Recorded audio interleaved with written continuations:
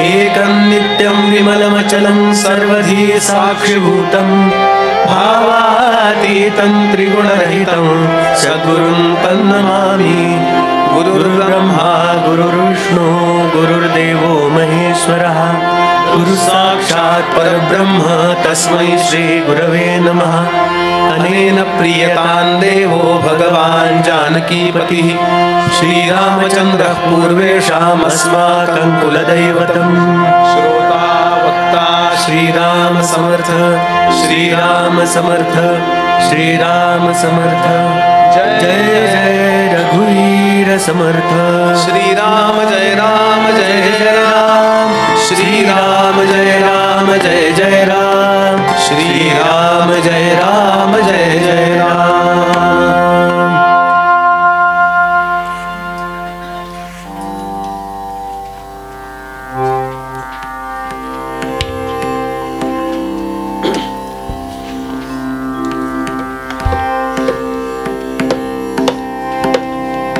श्रीमद दासबोधाच्या श्रवणासाठी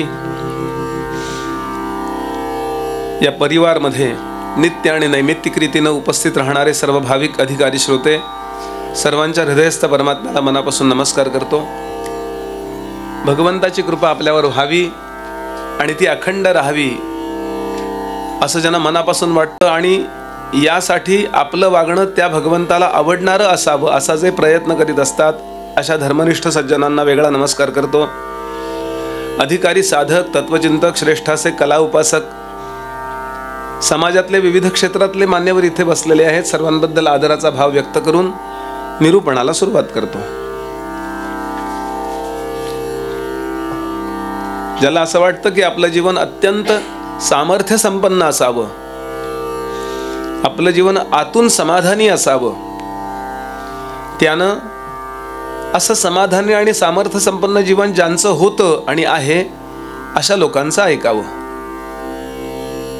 छत्रपती शिवाजी महाराज सुद्धा आपलं ताठ मस्तक ज्यांच्या समोर नमवीत असत, व्यंकोजी राजे सुद्धा तामिळनाडूचे राजे ज्यांच्याकडून अनुग्रह घेतल्यानंतर कृतार्थतेचा अनुभव घेते झाले। जगामध्ये ज्यांना मॅनेजमेंट गुरु म्हटलं जातं अशा समर्थांनी जे अनेक ग्रंथ लिहिले त्यापैकी एक ग्रंथ आहे श्रीमद ग्रंथराज दासबोध। त्याचा अभ्यास गेले 3 वर्ष सुरू आहे आपला आणि जेवढा वेळ आपल्या जवळ आहे तेवढ्या वेळात आपण जेवढा समजेल जेवढा आपल्याला आकलन करता येईल ते करून घेण्याचा प्रयत्न करत आहोत। 1-2 श्रवणाने काम भागत नसतं, सातत्यानं ऐकावं आणि अनेक वेळा ऐकावं।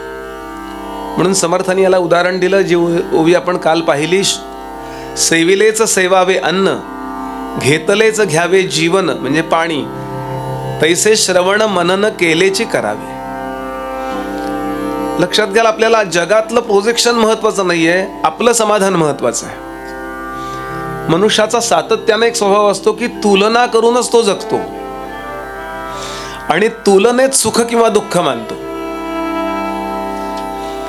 याच्यापेक्षा माझ्याकडे चांगला मोबाईल आहे उगाचच मी स्वतःला सुखी मानतो आणि यांच्यापेक्षा माझा मोबाईल चांगला नाहीये, त्यांचा 1.5 लाखाचा आहे, माझा 1.25 लाखाचा आहे आणि यांचा 50,000चा आहे। दोन्हीकडे मी काही कारण नसताना सुख दुःख मानत असतो आणि असं जन्मोजन्मी करतो।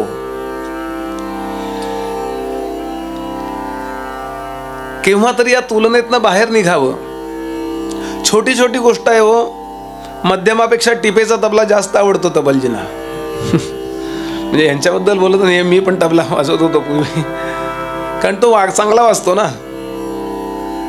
अशा छोट्या छोट्या गोष्टीमध्ये आपण कायम तुलना करीत असतो। केव्हा तरी त्यातनं बाहेर यावं आणि खऱ्या सुखाचा खऱ्या समाधानाचा शांतपणानं शोध घ्यावा, त्यातही तुलना न करता। आणि यासाठी समर्थांनी साधन प्रतिष्ठा सांगितली, म्हणजे साधनाचं महात्म्य। साधन प्रतिष्ठेनंतर काय सांगितलं समर्थांनी, तर ते साधन कुठलं, पहिलं कुठलं साधन तर ऐका, श्रवण। त्यानंतर काय ऐका हे सांगितलं। त्यानंतर समर्थांनी अनेक गोष्टी सांगत सांगत इथपर्यंत येऊन पोहोचले समर्थ की आता प्रत्यक्षामध्ये फॅक्ट काय आहे, what is a fact. Actually आहे काय आणि आपल्याला वाटतं काय, याकरता अख्खा एक दशक खर्च केला. त्या दशकाचं नावच दिलं समर्थांनी, 8वा दशक आहे. समर्थांचा अंतरंग म्हणजे 8वा दशक आहे, ज्ञान दशक. फक्त ज्ञान दशक जरी समर्थांनी लिहिलं असताना तरी समर्थ तेवढेच मोठे ठरले असते जेवढे आज आपल्याला वाटतं. पंचदशी लिहिल्यानंतर जसं विद्यारण्य स्वामींची योग्यता जगाला कळली,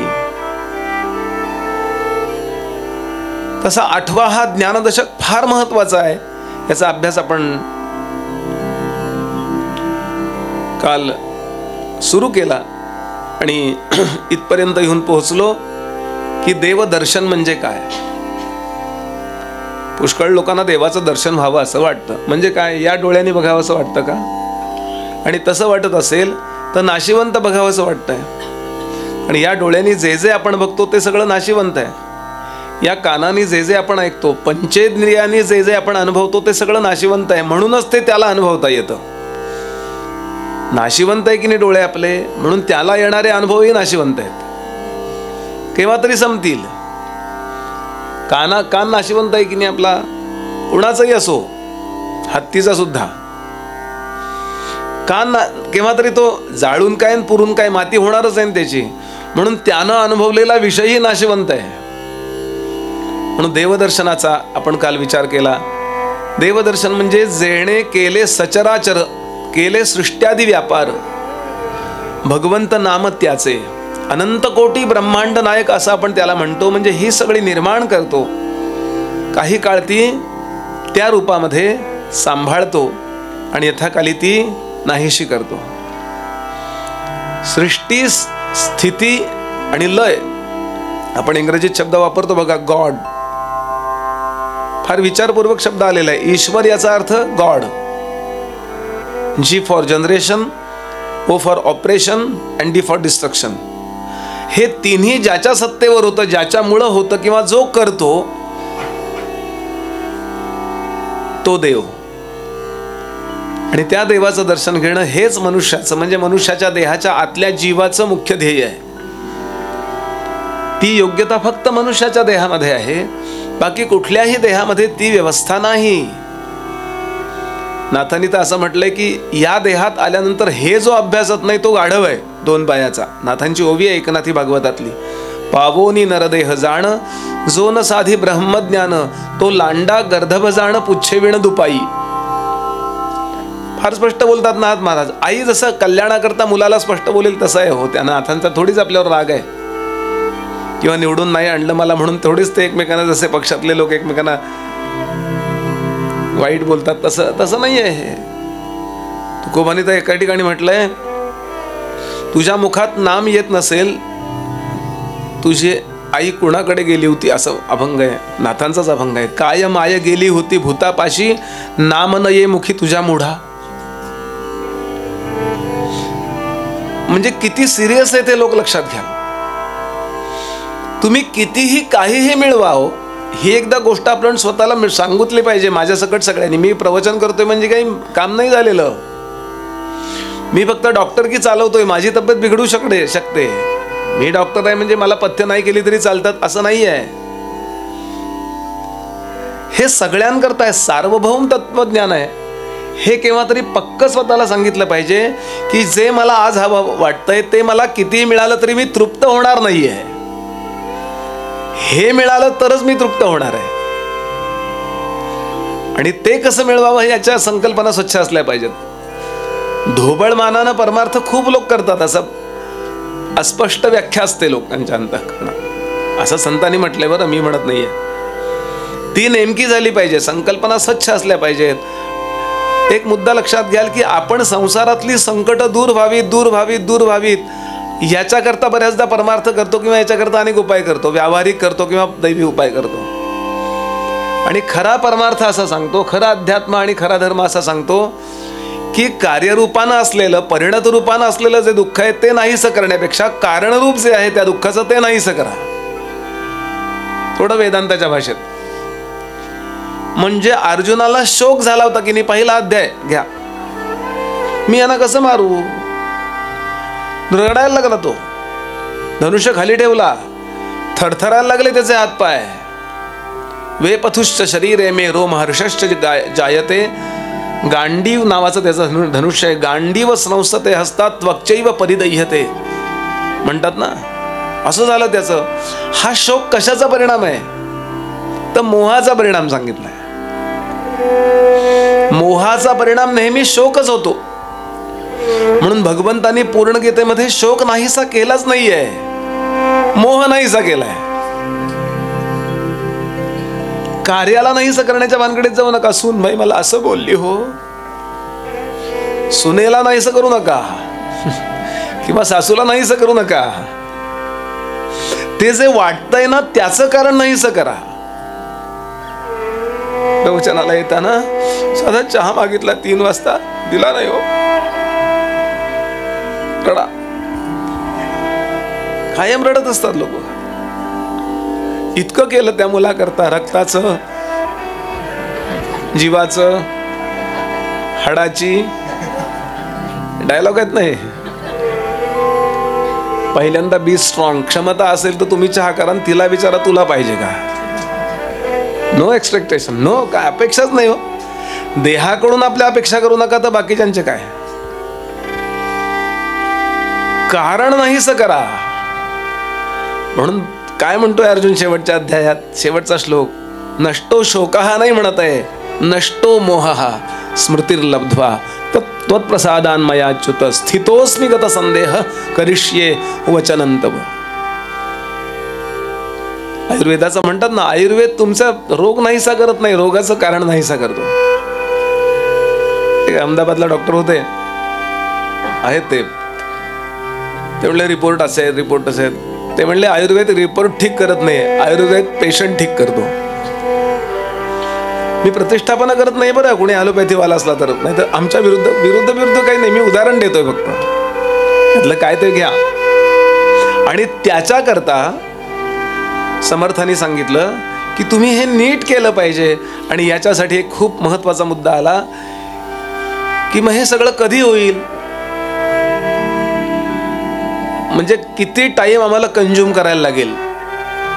असा काल आपण समारोपाच्या वेळेला मुद्दा पाहिला की किती वेळ नाही का, किती दिवसात तबला येईल विचारतात ना तुमच्याकडे विद्यार्थी. म्हणजे आई वडील विचारतात किती दिवसात हा झाकीर होईल. केस बीस वाढवलेत त्यांनी, फक्त आता थोडा तबला यायचा अवकाश आहे. येतात ना विद्यार्थी असे तबलजी, किंवा कुठलाही घ्या मुद्दा, मला तबला कुठलाही आमच्याकडे किती दिवसात कीर्तन येईल याला. मीच विचारलं होतं आमच्या करमरकर बुवांना. करमरकर बुवा म्हणून मोठे कीर्तनकार होते गडावर. श्रीधर स्वामी महाराजांनी ज्यांची झांज मंत्रून दिली म्हणून झांज घेऊन उभे राहिले की त्यांचा रंग असायचा. आणि हजारोंची गर्दी हो.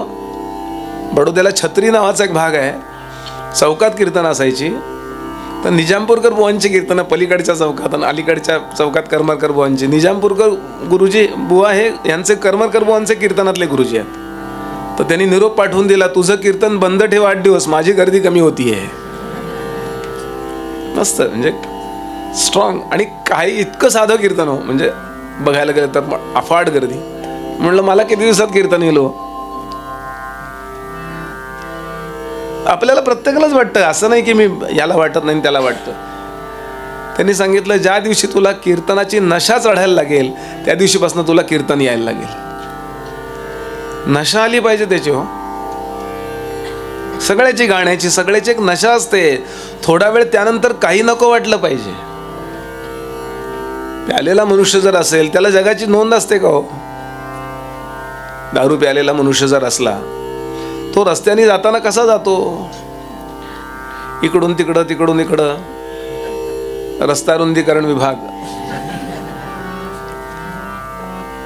तुमची मर्सिडीज बेंज असो नाही तर काय बुगाटी असो, ब्रेक तुम्ही मारायचा आहे. तो आपल्या मस्तीत आहे की नाही. अशी मस्ती आली पाहिजे त्या गोष्टीची. लोकाला त्रास देणारी मस्ती नव्हे, आपल्या विद्येची, आपल्या कलेची, आपल्या ध्येयाची मस्ती आली पाहिजे. समर्थ ते सोप्या भाषेत सांगतात. त्यांनी प्रश्न विचारला किती दिवसा होतो मोक्ष. समर्थ म्हणाले मुक्ती लाभे तत्क्षणी विश्वासता निरूपणी. आणि याकरता समर्थांनी अत्यंत महत्वाचा दुर्गुण सांगितला, दुश्चित्त निरूपण आणि आळस. याचंही विवेचन काल आपण ऐकलं. म्हणून आळस नसावा, कधीच आळशीपणा नसावा, कधीच दुश्चित्तपणा नसावा. आणि यानंतर समर्थ मोक्षाची व्याख्या करायला बद्ध झाले, तयार झाले. आणि मोक्षाची व्याख्या आपण काल पाहून थांबलो होतो. मोक्ष कोणाचं म्हणावे, मोक्षास कैसे जाणावे, संत संग पावावे, मोक्षास कैसे.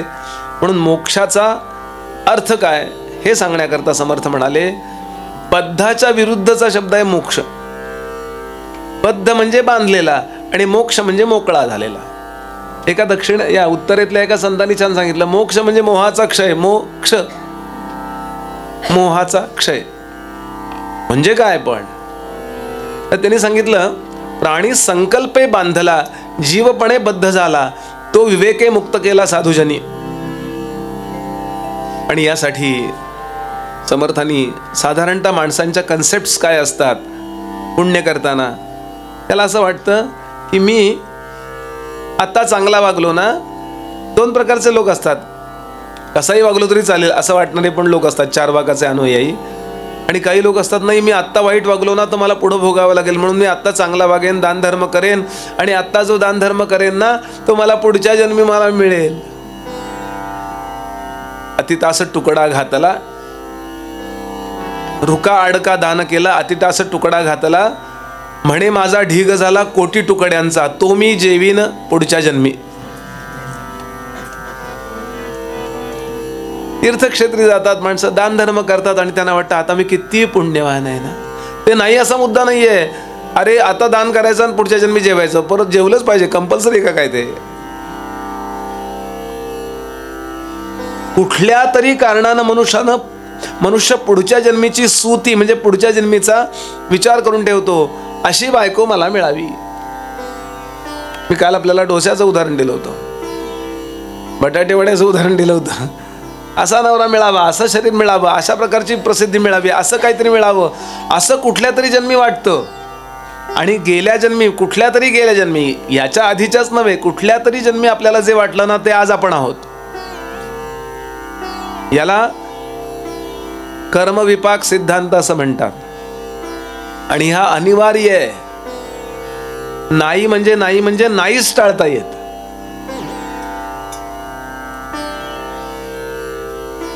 म्हणून नेहमी चांगलं वागावं. पण चांगलं वागावं म्हणजे पुढचा जन्म आलाच पाहिजे याकरता नाही चांगलं वागावं. पण गैरसमज कुठं होतो हे सांगता येत ते. एक खूप सुंदर श्लोक आहे. चांगल्या ठिकाणी जर दानधर्म आपण केला, कुठेही दानधर्म करू नये बरं. तुकोबांचा अभंग आहे, सर्वाभूती द्यावे अन्न, अन्न कुणालाही द्या, दान मात्र पात्र विचारून. मात्र शब्द मी घातलाय बरं का. दान पात्र विचारून. पात्र म्हणजे पात्रा अपात्रतेचा विचार करून दानधर्म करावा, अन्यथा पाप लागतं. उपात्र दानात भवेत दरिद्री, दारिद्र्य दोषात प्रभवंती रोगाः. हल्ली भीक मागणे हा व्यवसाय आहे. कोल्हापूरला घडलेली घटना बातमी आली होती मोठी. एक बाई रस्त्यात अशी चौकात त्या सिग्नलवर भीक मागत होती आणि तिचं बाळ रडत होतं आणि त्याच्यावर अशी शाल घातलेली, ते रडतंय त्या असं खरडून रडत होतं. एका चांगल्या गाडीतनं आलेली चांगली श्रीमंत बाई, तिनं पाहिलं त्या बाळाकडून, तिला असं वाटलं तिला बाळ नव्हतं का काय कोणास ठाऊक. आणि ती खाली उतरली, गाडी बाजूला पार्क केली. तिला सांगितलं, बाई मी तुला 200 रुपये देते, मला बाळ नाही, मला 2 मिनिटं याला घेऊ देतेस का. ती म्हणाली घ्या ना, तिला पैसे मिळतात. तिनं ते बाळ हातात घेतलं, अंगावरची शाल काय वस्त्र होतं ते काढलं, त्याला 10-20 चिमटे लावलेले होते. हैदराबादहून पळवून आणलेलं होतं आणि ते रडावं म्हणून त्याच्याकरता चिमटे लावले होते. पोलिसांच्या ताब्यात दिलं. बाळ जिथं तिथं गेलं त्या आई वडिलांकडे. व्यवसाय हा, म्हणून खायला द्या आणि तोही पुडा फोडलेला द्या, तर विकून त्याचे पैसे केले जातात. स्ट्रॉंग व्हायला पाहिजे हे. अहो चांगली माणसं तब्येती चांगली भीक मागतात आणि आपण दिलं पाहिजे.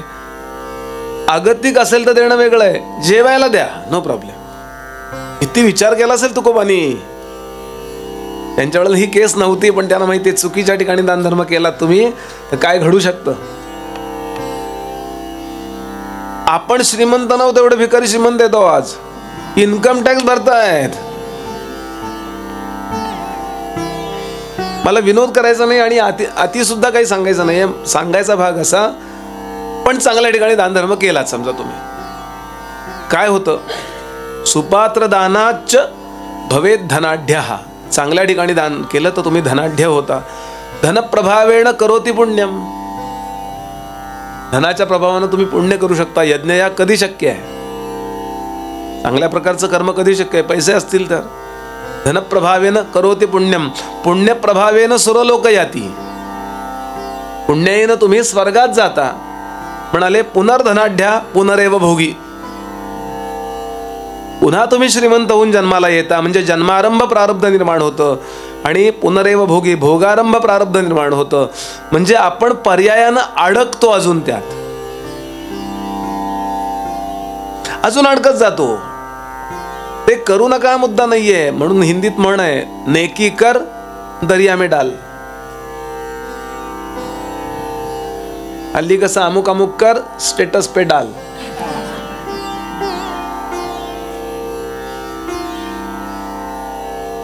समर्थ म्हणाले इथे प्रॉब्लेम येतो. दुःखी मनुष्य हे दुःख जावं अशी इच्छा करतो, तो संकल्प होतो आतल्या. आणि सुखी मनुष्य असं सुख असावं किंवा याच्यापेक्षा मोठं असावं अशी इच्छा करतो. आणि या दोन्ही संकल्पातनं तो पुन्हा पुन्हा स्वतः बांधून घेतो. आणि तुम्हाला बांधलेलं नाहीये. आणि आता तुम्ही एकदा बांधलं की तुम्हाला तो बांधून ठेवतो. एक जुना दृष्टांत आहे. महापूर आला होता नदीला एका, आणि एक जण नदीवर उभा होता. खूप लोक उभे होते. त्यानं लांबनं पाहिलं, घोंगडं वाहत येतं. घोंगडं काळ्या रंगाचं मस्तपैकी घोंगडं, मोठंच्या मोठं. त्याला वाटतं रे आपल्याकडे थंडी असते, बऱ्याचदा अमुक असतं, आपण ते घेऊया का. पोहणारा होता पट्टीचा. वरनं उडी मारली, पुढं पुढं पोहत गेला आणि घोंगड्याला धरलं. ते घोंगडं नव्हतं, जवळ आल्यावर कळलं ते अस्वल होतं. अस्वल बिचारा, ते त्याने याला धरलं आणि याने त्याला धरलं. शास्त्र सांगतं असं होतं.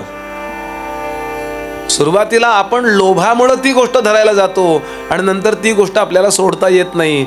आणि याला म्हणतात बद्ध. लोक सांगतात अरे सोड सोड ते घोंगडत. लोकांना लांबनं घोंगडच दिसतंय, लांबनं असं खूप मोठा तीर होता. सोड सोड सोड. तो म्हणला मी सोडायचा प्रयत्न करतोय, पण आता ते मला सोडत नाहीये. समर्थ म्हणाले असं आहे. बहुता जन्माचे अंती होय नरदेहाची प्राप्ती. येथे न होता ज्ञाने सद्गती गर्भवास चुकेना. म्हणून केव्हा तरी विचार करावा की मी मोक्ष मला मिळवायचा आहे. याच्याकरता नवीन संकल्प बंध करा. गीतेने स्वच्छ सांगितलं, कुठली साधना करा, कुठली उपासना करा, कुठलं प्रवचन ऐका, कुठला यज्ञ करा, कुठला दानधर्म करा. पहिली गोष्ट ही करा, संकल्प प्रभवान कामान सर्वान त्यक्त्वान अशेषतः. कुठला संकल्प करू नका मला अमुक अमुक पाहिजे. केलात ना तो की झालं, केव्हा तरी ते मिळणार आहे. आत्ता नाही मिळणार, पण जेव्हा मिळेल तेव्हा मिळेल. त्याच्याकरता जन्म घ्यायला लागेल.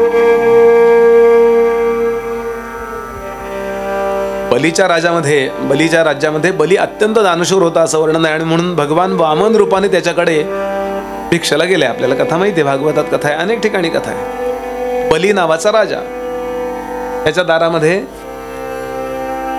भिक्षेला गेले वामन. आता बली आला, त्यांनी दानधर्म काय करायचं तो केला. बलीची पत्नी विंध्यावली आली. तिने पण सांगितलं काही काळजी करू नका, देऊन टाका काय तुम्हाला पाहिजे ते.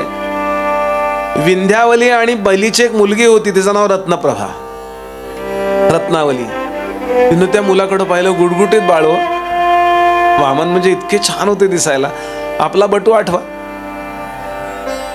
लहानपणचा. म्हणजे नाईलाज झाला म्हणून मोठ्याचं काही वेळा करावं लागतं. एखादा आमच्या कोल्हापूरच्या एका माणसाची लग्न ठरलं होतं. मी आमच्याकडे गडावर घडलेली घटना सांगतो.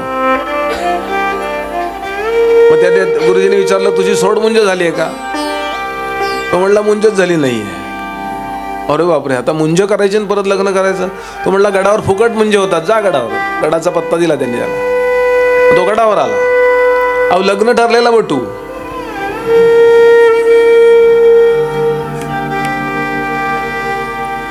बरं 100 सव्वाशे बटू असतात हो. त्यामुळे पहाटे रात्री 12-1ला आम्ही ते नावी 4-5 नावी बसवतो. चकचकीत गोटा केला पाहिजे. स्टाईल म्हणून नाही मुंज करायची. आमच्या पद्धतीने आम्ही फुकट करणार बरोबर, पण आमच्या पद्धतीने केली पाहिजे. सगळ्यांना गिफ्ट देतो आम्ही, काही तांब्या, संध्येचं वगैरे सगळं, चोळी. आणि फुकट, काही तुम्हाला खर्च नाही. आता बंद केले आम्ही काही वर्षापूर्वी, म्हणजे ते पाण्याचं संकट आल्यानंतर बंद झालं. आणि आमच्याकडं काम असतं मुलांकडं, की काही लोकांनी आसनं वाटायची, काही लोकांनी तांब्या भांडी वाटायची, काही लोकांनी संध्याची पुस्तकं वाटायची, काही लोकांनी त्यात यज्ञ असतो छोटे छोटे म्हणून त्यात समिधा वाटायच्या, काही लोकांनी बटूंची व्यवस्था बघायची, काही लोकांनी आई वडिलांची व्यवस्था बघायची. माझ्याकडं काम होतं त्या बटूंच्या आंघोळी झाल्यावर त्यांना लंगोट्या नेसवायच्या. आले ते सगळे वळीनं उभे होते, छोटी छोटी मुलं, इतकी गुटगुटीत, खूप छान असतात मुले. आणि तो मनुष्य आल्यावर न्हाव्याने विचारलं, मुलाला बोलवा की म्हणला. तो म्हणला मीच मुलगा आहे. न्हाव्याने म्हणे वस्तारा बदलला, बाकी काही नाही. असा मोठा बटू आठवू नका, छोटा छोटा आपला बटू आठवा. कसा दिसतो तो? हा आपला बटू जर एवढा गोड दिसत असेल तर विष्णू बटू होऊन आले तर किती गोड दिसत असतील. म्हणून वामन पंडितांची वामनी आहे, पुरिया धनाश्री रागात आहे. बटू बटू वामन होऊनी, बटू बटू वामन होऊनी, लुटू लुटू जाऊनी बळीची यागा. बटू बटू वामन होऊनी, अनुप्रास वापरलाय. बटू बटू लुटू लुटू पुटू पुटू, बटू बटू वामन होऊनी, लुटू लुटू जाऊनी बळीची यागा. पुटू पुटू वाक्ये वधुनी, पुटू पुटू वाक्ये वधुनी, मागितली तीन पाऊले जागा.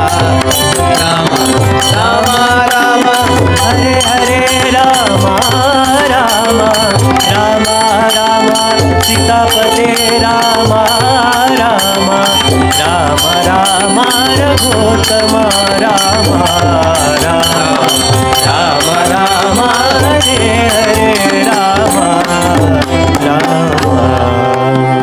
आणि गोड गोड बाळते पुढे उभं आहे. का आसक्त झाला बलिराजा, तू म्हणशील ते द्यायला तयार आहे रे. असा याचक माझ्याकडे आला, इट्स माय प्लेजर. इथपर्यंत ठीक आहे. मागं उभी असणारी 15 वर्षाची मुलगी, साधारण 15 वर्षाची, जिचं लग्न ठरायचंय आता, तिनं त्या मुलाकडे पाहिलं. मी वासनेबद्दल बोलतोय, मी संकल्पाबद्दल बोलतोय.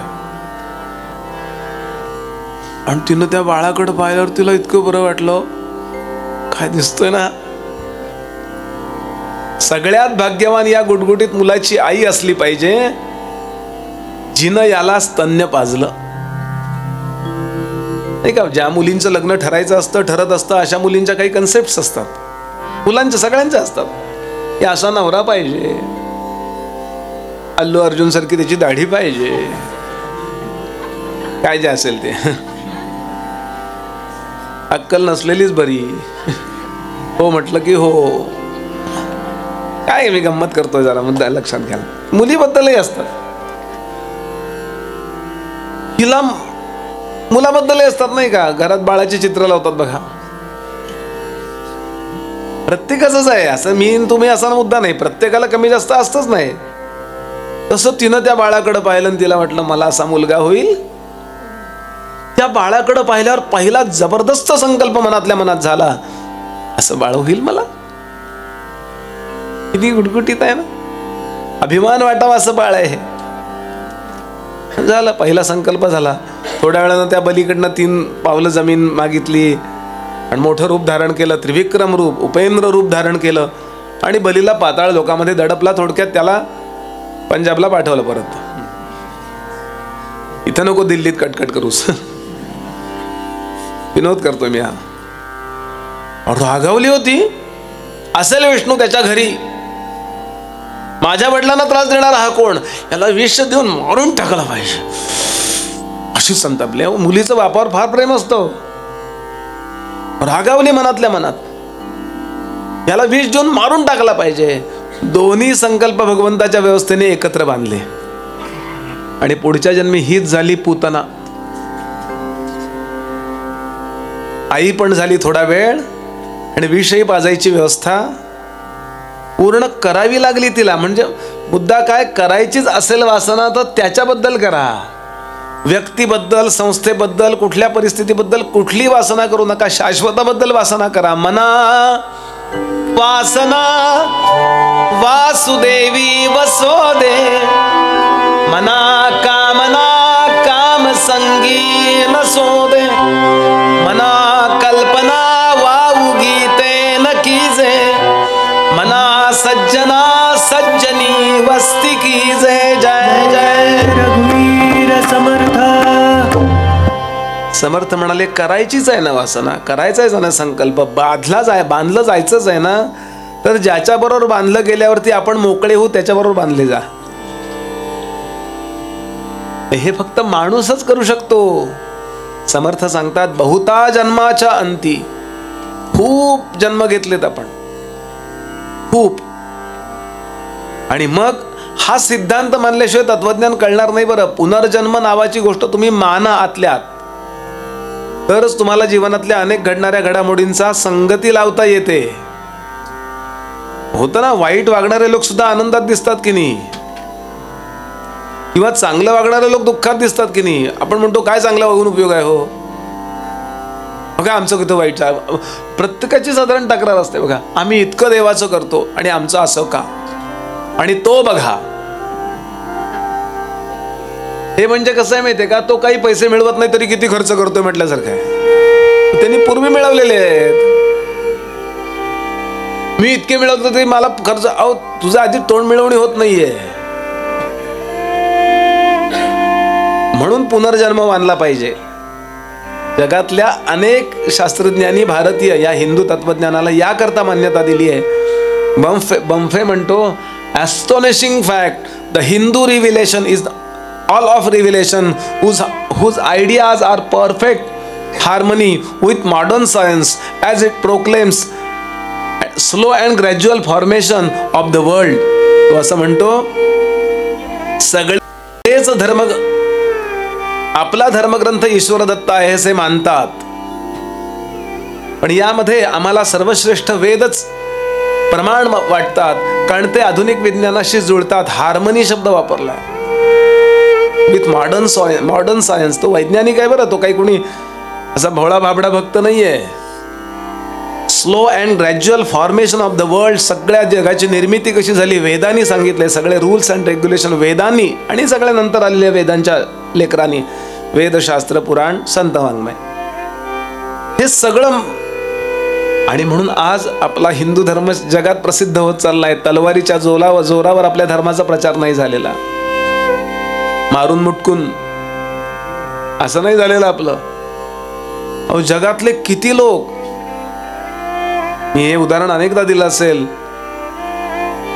रॉबर्ट ज्युलियट, माझं नाव चुकेल काही, जी हॉलिवूड मधली आपल्याकडे जशी मधुबाला होऊन गेली, ही आहे अजून रॉबर्ट जुलिया, काय बघा नाव माझं चुकेल, तिनं फक्त आपल्या हास्याने जगाला वेड लावलं। बॉलिवूड मधली नाही बरं, एक कपडा कमी करून वेड लावणारी, हॉलिवूड मधली आहे, अत्यंत स्टँडर्ड, फक्त हास्याने, तिचा पिक्चर एखादा पाहिला असेल कोणी तर आठवेल आपल्याला, फक्त हास्याने वेड लावलं जगाला। तिला 10 वर्षापूर्वी हिंदू धर्म इतका पटला, तिने हिंदू धर्मामध्ये प्रवेश घेतला।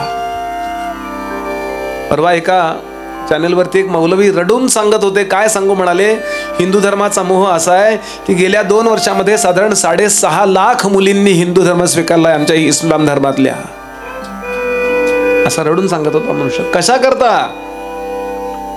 ह्या सगळ्या गोष्टी आपल्यामध्ये आहेत म्हणून। नुसतं स्वतःला चांगलं मानू नका, तो का चांगला आहे धर्म हे जाणलं पाहिजे। नुसतं दारावर पाठी, गर्व से कहो हम हिंदू है, गळ्यात नाही जानवर, डोक्याला नाही शेंडी, कसला हिंदू आहे। अर्जुनाचं काम महाभारत सिरियल मध्ये केलंय ना, त्याचं नाव, तो मुसलमान आहे, पण महाभारत सिरियलचं रेकॉर्डिंग संपल्याबरोबर त्यानं हिंदू धर्म स्वीकारला, गीता वाचली ती, त्यामुळं ही पॉवर आहे हो। कशाला तो स्टीव्ह जॉब आणि त्याची बायको आली होती महाकुंभात आंघोळी करायला, काही कळत नाही का त्यांना? ऍपलवाल्यांना, ऍपलचे मालकच आहेत ना ते, बरोबर बोलतो ना मी। हे मी कशासाठी सांगतोय की तुम्हाला या गोष्टी मानाव्या लागतील। समर्थ सांगतात खूप जन्माने आपला मनुष्य देह आलाय, विश्वाचा निर्माता कोण आहे याचा विचार करण्याचं सामर्थ्य गाढवात नाही आहे हो। गाढव वाईट नाहीये, गाढवामध्ये गुण आहेत. चाणक्याने कुणाकडून काय गुण घ्यावा हे लिहिलेलं आहे. गाढवाकडून काय घ्यावं, मुंगीकडून काय घ्यावं, माणसाकडून काय घ्यावं हे लिहिलेलं नाहीये. ते माणसाने घ्यावं असं लिहिलंय. कुठलाही 10-12 साप जमलेत आणि ते वर्ल्ड फॉर्मेशनचा विचार करतात, असं आहे का काही? ती क्षमता फक्त मनुष्याच्या देहात आहे आणि हे प्रूव्हन आहे, सिद्ध झालेलं आहे. हो, समर्थ सांगतात किती विचार केला पाहिजे, पुढचा जन्म मला यावा याच्याकरता संकल्प करूच नका, ठरवून टाकावं एकदा. किती छान आहे ना यांच्या घरातला हा तांब्या असा पाहिजे. आता तांब्या करता जन्म घ्यायला लागेल, मग तेव्हा बादली आवडेल यांच्याकडची. अरे काय एक एक छोट्या छोट्या गोष्टी करता. काय मर्सिडीज बेंज आहे हो यांची. परत यायला गेलो, टेस्ला पाहिली, बापरे. अहो त्यानं ऑटोवर टाकून दिली आणि तो म्हणला बुवा बिंदास बसा. मी घाबरूनच बसलो. म्हणलं आमच्या इंडियात चालणार नाही, कुठनं कुत्रं भस्कन येईल, त्याच्या कॅमेऱ्याला कळायच्यात ते खाली जाईल. म्हणलं असं माझ्याजवळ असावं, असं म्हणजे कशाबद्दलच वाटून देऊ नये. आणि याकरता समर्थ पुढचा मुद्दा बोलतात, नरदेह माध्यम. स्वतःच्या मिळालेल्या देहाचे मूल्य आधी जाणा. नरदेह माध्यम सुलभम सुदुर्लभम. भागवतातला श्लोक आहे, प्लवम सुकल्पं गुरु कर्णधारम मयानुकूलेन नभस्वतेरितं पुमान भवाब्धिं न तरेत् स आत्मः. उदाहरण दिलंय त्यांनी. छान प्रकारचा समुद्र आहे, मोठाच्या मोठा आहे, स्फटिकासारखं पाणी आहे, बुडण्याची शक्यता आहे. म्हणून आपल्याला परमेश्वराच्या व्यवस्थेने उत्तम नरदेह रूपी नौका दिली आहे. प्लवम, प्लवम म्हणजे नौका. छान प्रकारची शिड त्याला आहेत, शिड म्हणतात ना, अशी शिड बदलतात आणि आपल्याला हवा तसा वारा हे करून ऍडजस्ट करता येते दिशा.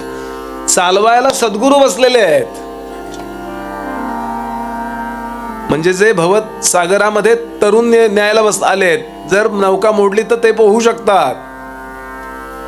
मास्टर आहेत, ते प्रभू आहेत. बरं, भगवान सांगतात माझ्या कृपेचा वारा सर मी सोडलेला आहे तुम्हाला. कृपेचा वारा म्हणजे तुम्ही योग्य दिशेला जाल अशी व्यवस्था आहे. काय काय दिले तुम्हाला मी? भवसागरामध्ये तरुण जायला चांगली नौका दिली आहे, चालवायला सद्गुरूंसारखा प्रत्यक्ष अधिकारी सत्पुरुष दिलाय, तुमच्या त्या शिडांना योग्य वारा येईल अशा प्रकारचा अनुकूल वारा. त्यांनी म्हटलंय मयानुकूलेन नभस्वतेरितम. इतकं सगळं मी तुम्हाला दिलेलं आहे. आणि पुमान असं असून सुद्धा जो तरत नाही, न तरेच आत्मा, तो आत्महत्या. नाही नाही नाही, तो म्हणला गुरुजी इकडे घेऊच नका, आणि शिड उलटी करतो तो.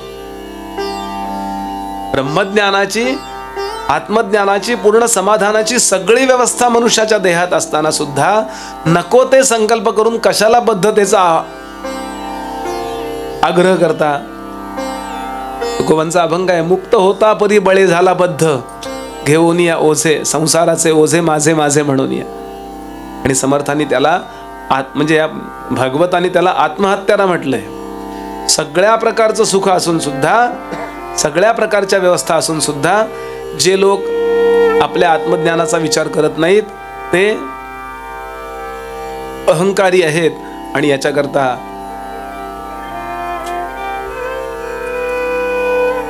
आणि माझं चुकतंय असं वाटतच नाही. हो, एक अभंग आपल्या समोर ठेवतो, खूप वेळा ऐकलंय, त्यांना आवृत्ती होईल कदाचित. मी पुरोज मध्ये कधी बोलूनही गेलो असेल. त्यातलं एक चरण परवा मी बोललो होतो. सावधानतेनं आपल्याला मिळालेल्या सगळ्या एम्युनिटीज, या व्यवस्थांचा उत्तम उपयोग करून घ्या. याच्याकरता बोलतायत समर्थ.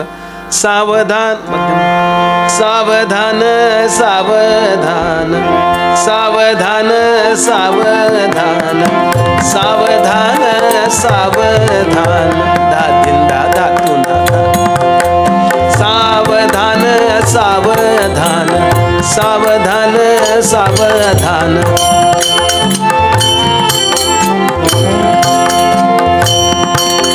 सावधान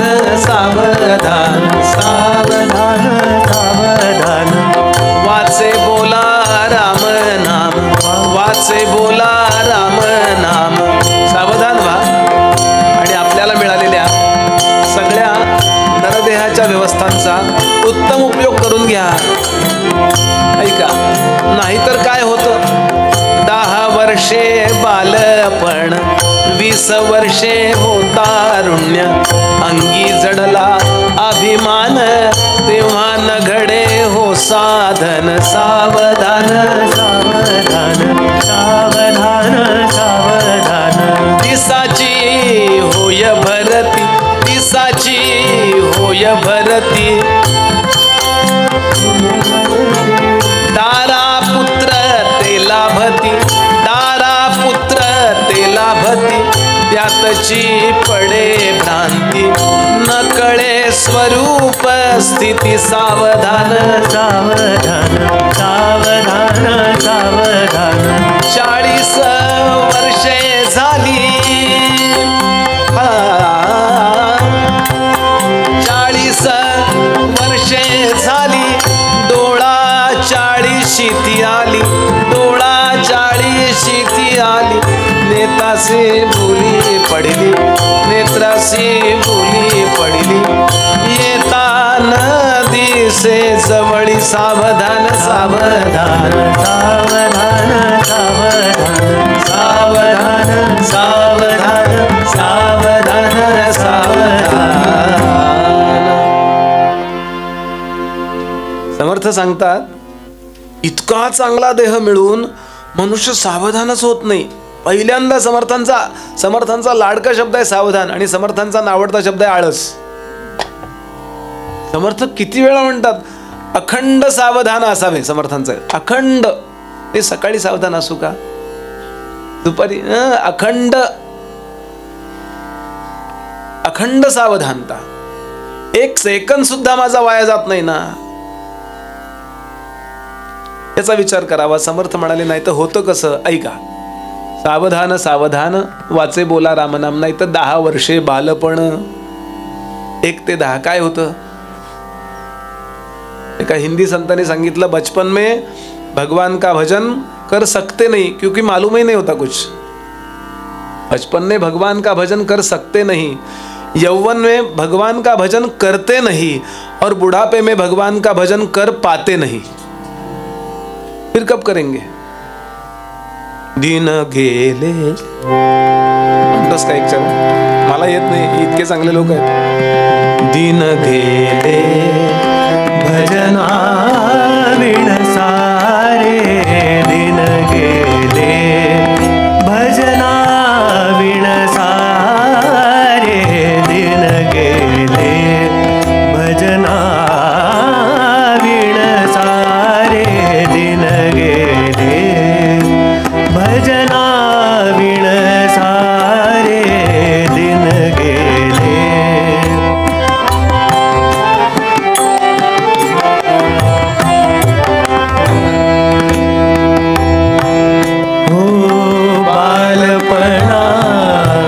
रमणात गमविला बालपणा, रमणात गमविला बालपणा, रमणात गमविला यौवनात धन लौकिक प्याले, यौवनात धन लौकिक प्याले, दिन गेले भजना विण सारे, दिन गेले गेली सम गेले, दिन गेले. मला माहिती आहे, फक्त येत नाही. 1 ते 10 समर्थ किती प्रॅक्टिकल असतील. त्यांनी बघा 1 ते 10, 10 ते 20 असं लिहिलंय. अभंग पूर्ण ठेवतोच. 10 वर्षे बालपणा, त्याबद्दल ते बोलतच नाहीत, कळतच नाही हो काही. 1 ते 10 मध्ये काय परमार्थ. आणि लेकरं फार भाग्यवान आहेत. निदान कानावरून तरी चाललंय. 10 वर्षे बालपण, 20 वर्षे तारुण्य, 12, 13, 14 नंतर अंगी जडला अभिमान, तेव्हा न घडे साधन. पुष्कळचे तरुण आपल्याला असे दिसतील, देवावर विश्वास ठेवायचा का नाही ठेवायचा याच्यातच अडकलेले असतात. पण तर लग्न झाल्यानंतर ठेवावाच लागतो.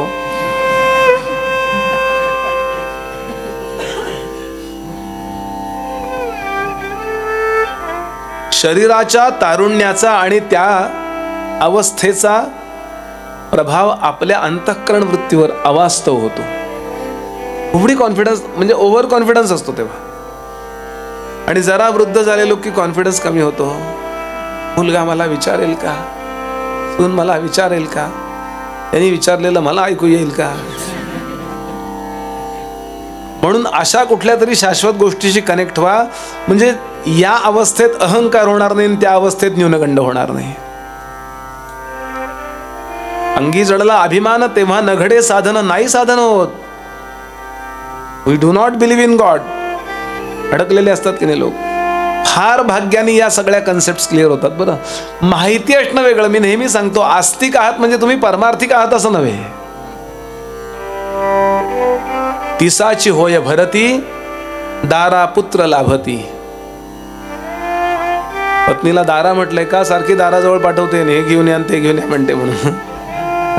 आमचा गावठी अर्थ आहे, खरा अर्थ वेगळा आहे. दारा पुत्र लाभती. लग्न झाल्यावर त्या दोघांना खूप वेळा असंच वाटतं फक्त आपल्या दोघांचंच लग्न झालंय. सगळ्यांना विसरून जातात बघा थोडा वेळ. तुका म्हणे केला बयेने गाढव, घेतलीसे धाव मनासवे. फार कमी लोकांच्या मध्ये एवढी मॅच्युरिटी असते की पत्नी तर आहेच आहे किंवा पती तर आहेच आहे, पण मी जगाशी पण चांगला वागेन. मशगूल हे काय, व्हॉट इज इट. मला आई करताही वेळ देता आला पाहिजे, वडिलांना सगळ्यांकरता. पहिल्यासारखंच लग्न झाल्यावर माझं वागणं बदलता कामा नाही, अजून चांगलं झालं पाहिजे. पण दारा पुत्र लाभती समर्थ म्हणाले, त्यातची पडे भ्रांती नकळे स्वरूप स्थिती. 40 वर्ष झाली, डोळा 40 आली, नेत्रासी भुली पडली, येता न दिसे जवळी. 20ची नोट आणि 500ची नोट कॉमन वाटते चष्मा काढल्यावर.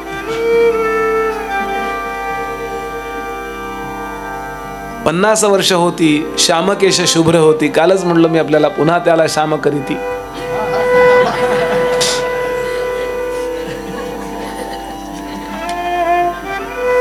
परमार्थ कळलेल्या व्यक्तीने कधीही कलप करू नका.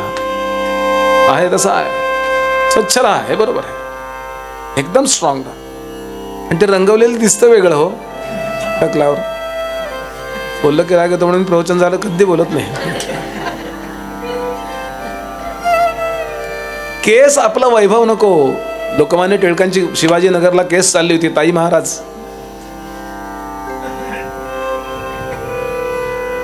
आणि वकिलांनी प्रश्न विचारला, प्रतिपक्षाच्या वकिलांनी, बळवंतराव तुमची इस्टेट कुठे आहे.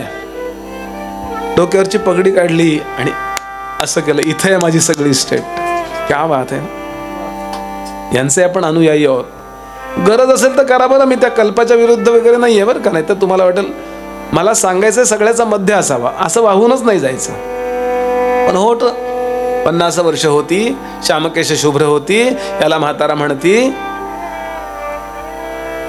60ची होता गणना, बैसता उठवेना, उठता बैसवेना. बापुडा होय दैन्यवाणा. 60-70 नंतर बसण्याचे समारंभ, उठण्याचे कार्यक्रम सुरू होतात. बराच वेळ जो चालतो त्याला कार्यक्रम म्हणतात. आता उठायचं आहे, बुवा 6:30ला थांबणार आहे, चहाला जायचं आहे. गंमत करतो मी जरा. म्हणून फिट राहा शेवटपर्यंत. शरीर अप्रतिम ठेवा हो. आणि मी म्हणून सांगतो, म्हणून दासबोधाशी ज्ञानेश्वरीशी कनेक्ट राहा. 90s जर मी मेलो तर मी माझ्या हातानं, मी तर गमतीनं म्हणतो, मी माझी चिताबिता रचणार, तुम्हाला नीट रस्ता येणार नाही म्हणलं, आणि व्यवस्थित मरणार म्हणलं. मी काय होईल ते होईल, मी आपलं गप्पत करतो. अतिशयोक्ती अलंकार आहे हा. प्रारब्धात असेल काय तो विषय सोडून द्या. आपले चिंतन काय असावं, अहंकार नको याचा. 70ची होता गणना झालं, 4-20 मिळून 80 बापुडा होय विदेशी. जळा विण मासोळी जैशी तैसा होय कासाविशी. इथे अस्वस्थ होत जात जात 70-75 नंतर म्हातारे लोक बघा ना. 9ला गाडी असेल ना, 7ला स्वारगेटला जाऊन बसतात. होतं की नाही. हेच तरुण असताना 9ला गाडी असेल तर 9:05ला तिथं. गाडी निश्चित लेट आहे हो. ही जी व्हायबल काय आहे, वायू काम करतो, हे पुढे येणार आहे विषय. आपल्यामध्ये वायू काम करतो. पंचमहाभूतामध्ये वायू, शक्ती नावाची गोष्ट कशात आहे तर वायूत आहे. शक्तिमान व्हायचं असेल तर वायू कंट्रोल करा. आणि वायूचा सगळ्यात मोठा गुण कुठला असेल तर चांचल्य. अत्यंत चंचल असा आहे तो. बालपणी वायूचं चांचल्य कशात काम करतं तर कर्मेंद्रियात काम करतं. लहान मुलं कधी गप्प नसतात बघा. त्यांचे हातपाय सारखे हालत असतात बघा. अगदी तान्ही मुलं नुसते शांत आहेत. आजारी असेल तरच शांत असतात. ती दंगा करतात मुलं. पुष्कळ मुलं अशी चवड्यावरच चालतात बघा.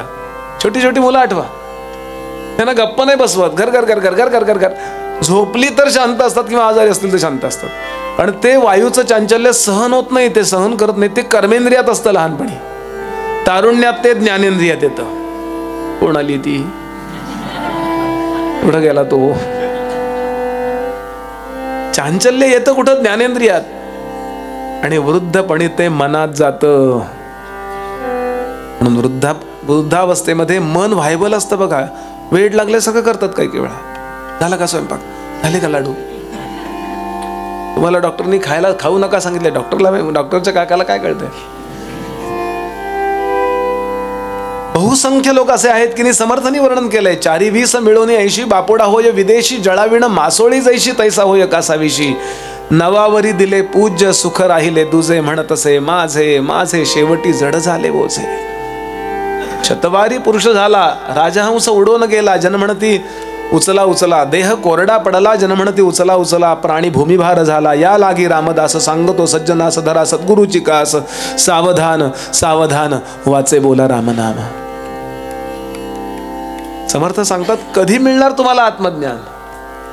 नवीन नवीन नवीन नवीन याच्यातनं बाहेर आला की दुसरा प्रॉब्लेम, त्याच्यातनं बाहेर आला की दुसरा प्रॉब्लेम. त्यांनी बांधला जातो, मग त्यांनी बांधला जातो, मग त्यांनी बांधला जातो. तेव्हा तरी शांतपणानं विचार करावा की मला हा देह पडल्यानंतर पुन्हा मला हा देह मिळणार नाहीये, असा देह मिळणार नाहीये. समर्थांनी म्हटलंय हा नरदेह पडता तोची पुन्हा पाविजे मागुता. ऐसा विश्वास धरिता लाज नाही. पुन्हा असा देह मिळेल, पुन्हा ज्ञानेश्वरी दासबोध ऐकायची क्षमता असेल. कुत्र्यानं कळतं की हो, पण काही करता येत नाही. हरणानं कळतं पण येण माडू दिला काही नाही करता येणार आहे. आता माणसाच्या देहात सुद्धा असून काही लोक वागतात तसे बा. एक दृष्टांत ऐकला परवा मी. एकदा म्हणे ब्रह्मदेव विविध प्रकारचे प्राणी जन्माला घालत होता पृथ्वीवर. माणसाच्या म्हणजे माणसाच्या देहात जाण्याचे जे जीव होते त्यांनी फार गर्दी केली. आम्हाला जन्माला घाला, आम्हाला जन्माला घाला, आम्हाला जन्माला घाला, आम्हाला जन्माला घाला. ब्रह्मदेव म्हणलं हे चूप बसा, सध्या प्रोडक्शन बंद आहे.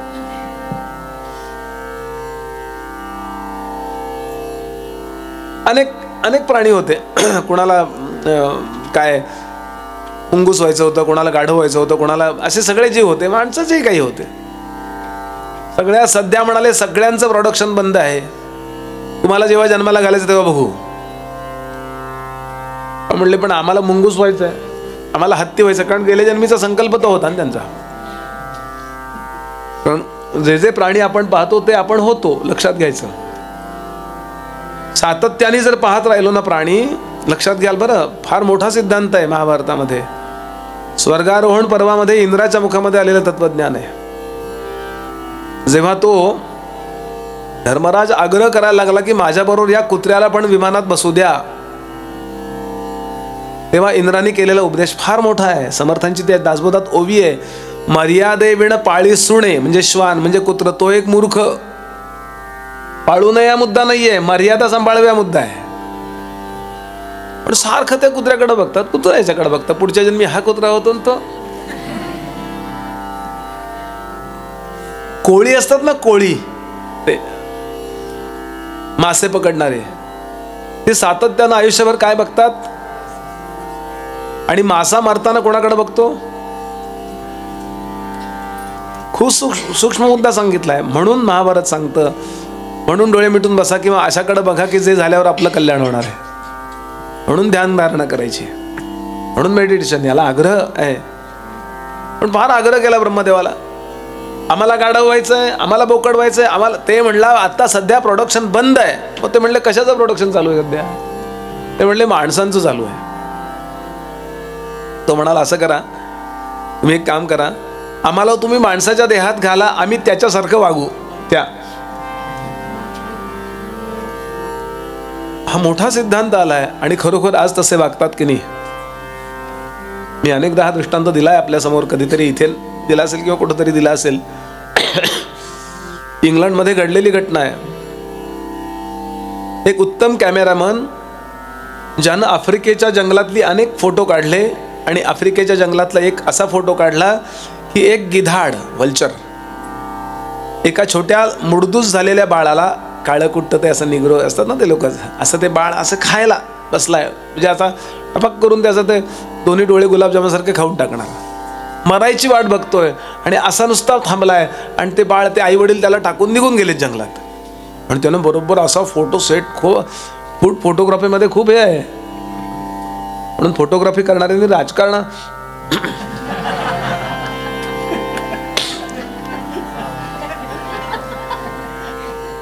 आणि फोटो काढला आणि त्याचा त्या वर्षात पहिला नंबर आला, मॅगझिनच्या मुखपृष्ठावर छापला होता. आपल्याला ही बातमी आलेली आहे मोठी. आणि त्याचे मोठं प्रदर्शन भरवलं आपण काढलेल्या फोटोंचं, त्याला मोठी पारितोषिकं मिळाली आहेत लंडनमध्ये. एका छोट्या मुलानं त्याला प्रश्न विचारला, तो फोटो पाहिला आणि त्या पोरानं प्रश्न विचारला त्याला की तुम्ही हा फोटो काढल्यानंतर त्या बाळाला हॉस्पिटलमध्ये ऍडमिट केलं का? तो म्हणाला नाही, that was not my job, तो माझा जॉब नव्हता. आणि तो लहान मुलगा म्हणाला there were two vultures but one had a camera. आणि हे वाक्य त्याला इतकं लागलं की घरी जाऊन त्यानं आत्महत्या केली. म्हणतायत वागतायत ना अशी माणसं, सांगा आज. समर्थ सांगतात माणसाच्या देहात आल्यानंतर माणसासारखं वागलं पाहिजे. आणि माणसासारखं वागायचं म्हणजे विश्वनिर्मात्याला शोधून काढलं पाहिजे. सगळ्यात बेस्ट ऍप्लिकेशन काय यातलं? हा संतांचा सिद्धांत आहे. आणि असं होतं की आपण इतर देहामध्ये असताना जसे वागले तसेच इथे वागतो, असा विचार नका करू की आपणच फक्त घरं बांधतो. घरं बांधणारी खूप लोक आहेत. नगरपालिकेत जावं लागत नाही त्या कबुतराला, त्या लोकांना. काय सुगरण नावाचा एक पक्षी आहे, तो इतकं छान घरटं बांधतो आणि आपल्या लेकराला आतल्या आत खेळायला झोपाळा बांधतो.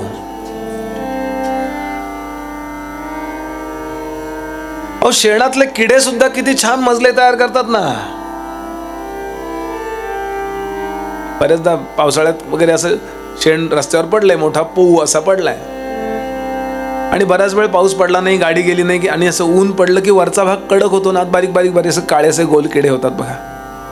आणि ते first floor, second floor, third floor, आणि कधीतरी टेरेसवर येऊन दिस इज माय बंगलो.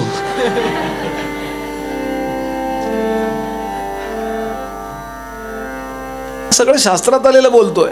आपण म्हणतो आम्ही बाहेरचं दूध पित नाही, आम्ही कधी बाहेरचं दूध मागवत नाही, A2 A1 असलं काही नाही. आम्ही आमच्या घरी म्हैस ठेवली दुधा करता.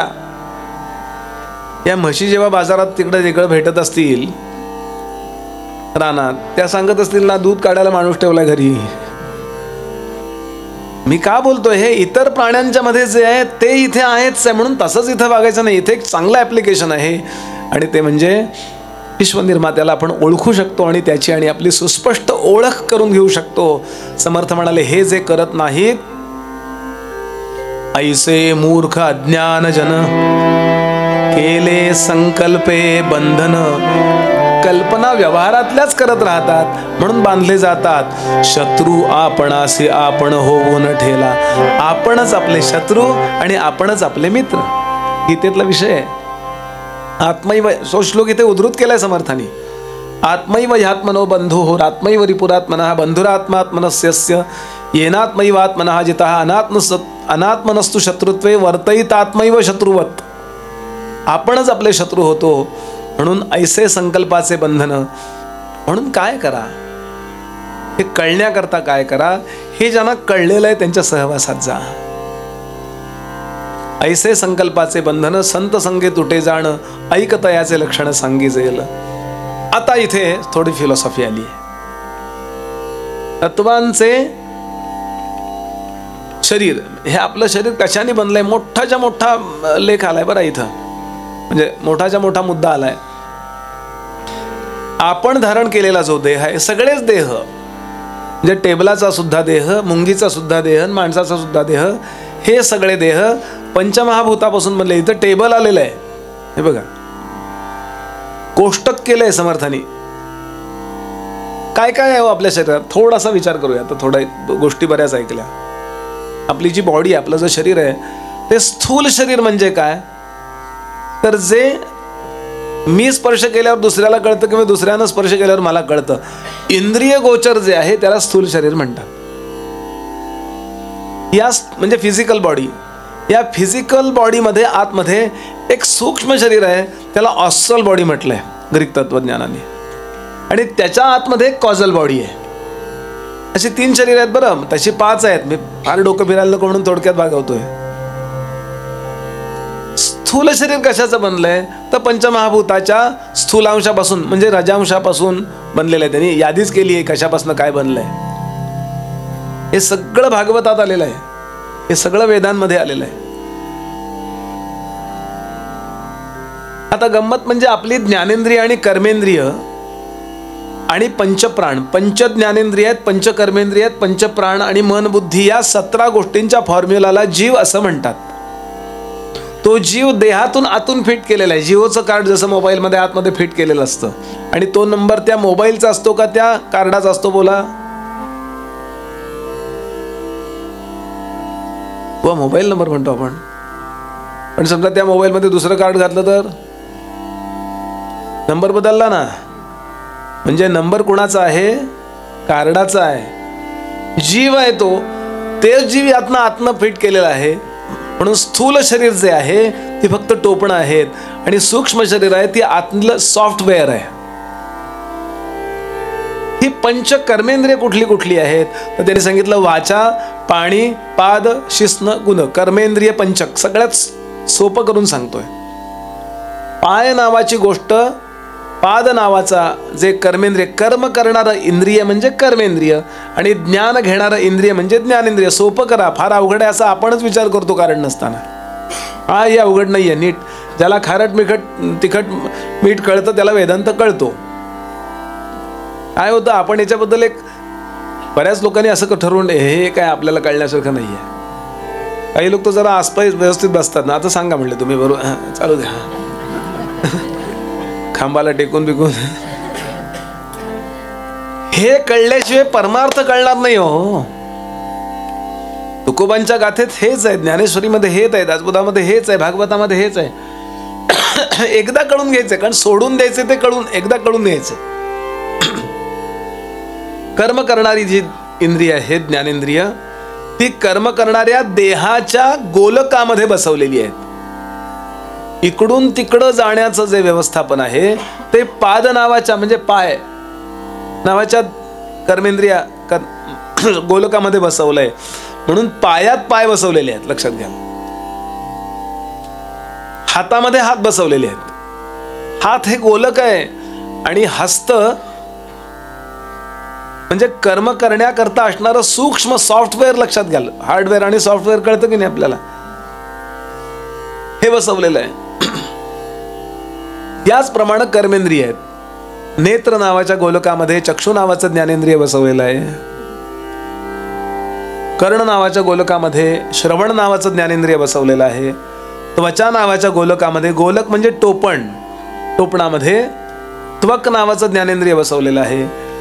नासिक नावाच्या टोपणामध्ये गोलकामध्ये घ्राण नावाचं ज्ञानेंद्रिय बसवलेलं आहे. नाक चांगलं असतं पण वास येत नाही की नाही, म्हणजे ज्ञानेंद्रिय बिघडलंय. टोपण व्यवस्थित आहे. हे थोडं कळायला अवघड आहे पण समजून घ्या. काही वेळा असं होतं की अगदी सोपं करून सांगतो. नेत्र नावाचं ज्ञानेंद्रिय आहे, समोर चेक पडलेला आहे, पण मन व्हायबल झालेलं असलं ना की त्या मनाच्या चांचल्याचा परिणाम नेत्राच्या आतमध्ये असणाऱ्या चक्षु नावाच्या ज्ञानेंद्रियावर होतो आणि परिणाम समोरचे कसून दिसत नाही. कुठे गेला आता हे ओरडतील किंवा आता ही ओरडेल, काहीतरी काय करू असं मनातल्या मनात. आणि त्यामुळं ते जे चक्षु नावाचं बघण्याचं ज्ञानेंद्रिय आहे ना ते तिकडे एकाग्र होतं. आणि बायको म्हणते अहो बावळट हा काय समोर यायचे, का नाही दिसलं सांगा. डोळे त्याच्यावरनं फिरले की नाही 4 वेळा, पण डोळ्याचं आणि आतल्या चक्षु नावाच्या ज्ञानेंद्रियांचं एकत्रीकरण झालं नाही म्हणून समोर असून सुद्धा दिसत नाही. कानावर हाक पडते, ओ मकरंद बुवा, ओ मकरंद बुवा, ओ मकरंद बुवा, पण मी विचारात चाललेला असतो असा करत. बुवा तुम्हाला किती हाका मारल्या, मला ऐकू आल्या नाहीत, कानापर्यंत आदळून गेल्यात की नाही त्या. माझ्या शेजाऱ्यांनी सगळ्यांनी पाहिलं तिकडे, मला का नाही वाटलं. म्हणजे ही 2 गोष्टी वेगळ्या आहेत कळण्याकरता सांगतो मी आपल्याला. गोलक वेगळा आणि आत्म बसवलेलं फिट केलेलं ज्ञानेंद्रिय वेगळं. याप्रमाणे पंचज्ञानेंद्रिय. आता मनापासून त्या ज्ञानेंद्रियांपर्यंत शक्ती आणून देणारं कोण आहे तर त्याला प्राण म्हणायचं. तेही 5 आहेत. हृदय प्राण, गुदे अपान. आन म्हणजे वायू, शरीरात गेला की त्याला आन म्हणतात. बाहेर असताना नुसता वायू आहे आणि आत गेला की आन. विशेष असणारा आन म्हणजे प्राण. खाली अनेक गोष्टींना खाली ढकलणारा तो अप म्हणजे खाली, अप आन. वरती ढकलणाऱ्या गोष्टी उद आन. उद म्हणजे वरती. हृदय प्राण, उदय अपान, समानो नाभिमंडले. समान नावाचा जो वायू आहे तो आपल्याला तोल सांभाळायला मदत करतो आणि म्हणून तो नाभीत आहे. त्याचं ठिकाण एकच वायू पण 5 प्रकारांनी विभागला जातो या नाभीमध्ये आहे. आणि तो नाभीपासून बाजूला सरकल्याशिवाय झोप येत नाही. लक्षात घ्या, नाभीपासून दूर सरकला की आपण गाढ झोपतो. म्हणून डाव्या कुशीवर झोपा, उजव्या कुशीवर झोपा असताना की तो सरकला पाहिजे आणि तो तोलही सांभाळतो. इथून बाजूला बेंबीपासून बाजूला सरकला की झोप लागते, झोप लागायची व्यवस्था होते. अजून बरेच फॅक्टर्स आहेत. म्हणून जागे झालो आणि आपण उठून चालायला लागलो की तो नाभीमध्ये यायला जो काय सेकंदभर वेळ लागतो तोपर्यंत आपल्याला तोल सावरता येत नाही. बघा असं होतं की नाही जरा, का अजून यायचा आहे तो म्हणून लगेच उठून धावू नका मोबाईलकडं. जरा थांबा, वेट. हृदय प्राण, गुदे अपान, समानो नाभिमंडले, उदानो कंठदेशस्यात. उदान नावाचा वायू इथे असतो आपल्याला. अजून त्यांचे 5 अजून सेवर आहेत. टुकल आहे, धनंजय आहे. मेल्यानंतर सुद्धा धनंजय नावाचा एक वायू, बाकी सगळं जातं. मेल्यानंतर सुद्धा धनंजय बराच वेळ राहतो बरं आपल्यामध्ये. म्हणून धनंजय ताप देणार आहे, लक्षात ठेवा. तुम्ही काय हसताय मला कळलं नाही. असो, म्हणून प्रेताची पण दाढी वाढते बघा. आणि धनंजय अजून काय करतो, प्रेत फुगवतो. म्हणून लवकर जाळा म्हणतात ना, फुगवतो. हे सगळं आयुर्वेदातलं सांगतो मी आपल्याला. आणि हे आयुर्वेद हा वेदांचाच उपमुद्दा आहे. उपवेद आहेत ना ते. त्यांनी सांगितलं की यानंतर समानो नाभिमंडले, उदानो कंठदेशस्यात. उचकी आपल्याला येते किंवा प्राण आपले जे वरती फेकले जातात मरायच्या वेळेला तेव्हा उदान वायू उपयोगाला येतो. किंवा ध्यान लावताना उदान वायू उपयोगाला येतो. ध्यान जर आपल्याला व्यवस्थित लावायचं असेल तर उदानाला सांगायला लागतं, अरे बाबा माझी कुंडलिनी वर आण. उदान खाली ठेवायचं आणि त्याला सांगायचं वरती आण. हे सगळं म्हणजे सूक्ष्मात जावं लागतं याला. असं फक्त देहाच्या पातळीवर जगून चालणार नाही, खूप सूक्ष्मात जावं लागतं. समर्थ सांगतात ही सिस्टीम आहे. हृदय प्राण, गुदे अपान, समानो नाभिमंडले, उदानो कंठदेशस्यात, व्यानो व्याप्त शरीरगः. व्यान नावाचा वायू जो आहे, वी आन, तो सगळीकडे म्हणजे केसाच्या टोकामध्ये पण आहे बरं तो आतनं. म्हणून वारा असा सुटला आणि केस असे उडायला लागले किंवा इथे असं अरे थंडी आहे बरं का आणि वारा सुटलाय बरं का, इथं कसं कळलं त्याला, म्हणजे इथं मला कसं कळलं. तो वारा आहे जो व्यान, तो माझ्यापर्यंत आणून मेंदूपर्यंत तो निरोप देतो वारा सुटलाय किंवा इथे AC लावलाय. केसाच्या टोकाला वारा लागतो, मला कसं कळतं? व्यानामुळं सांगतात असं आहे.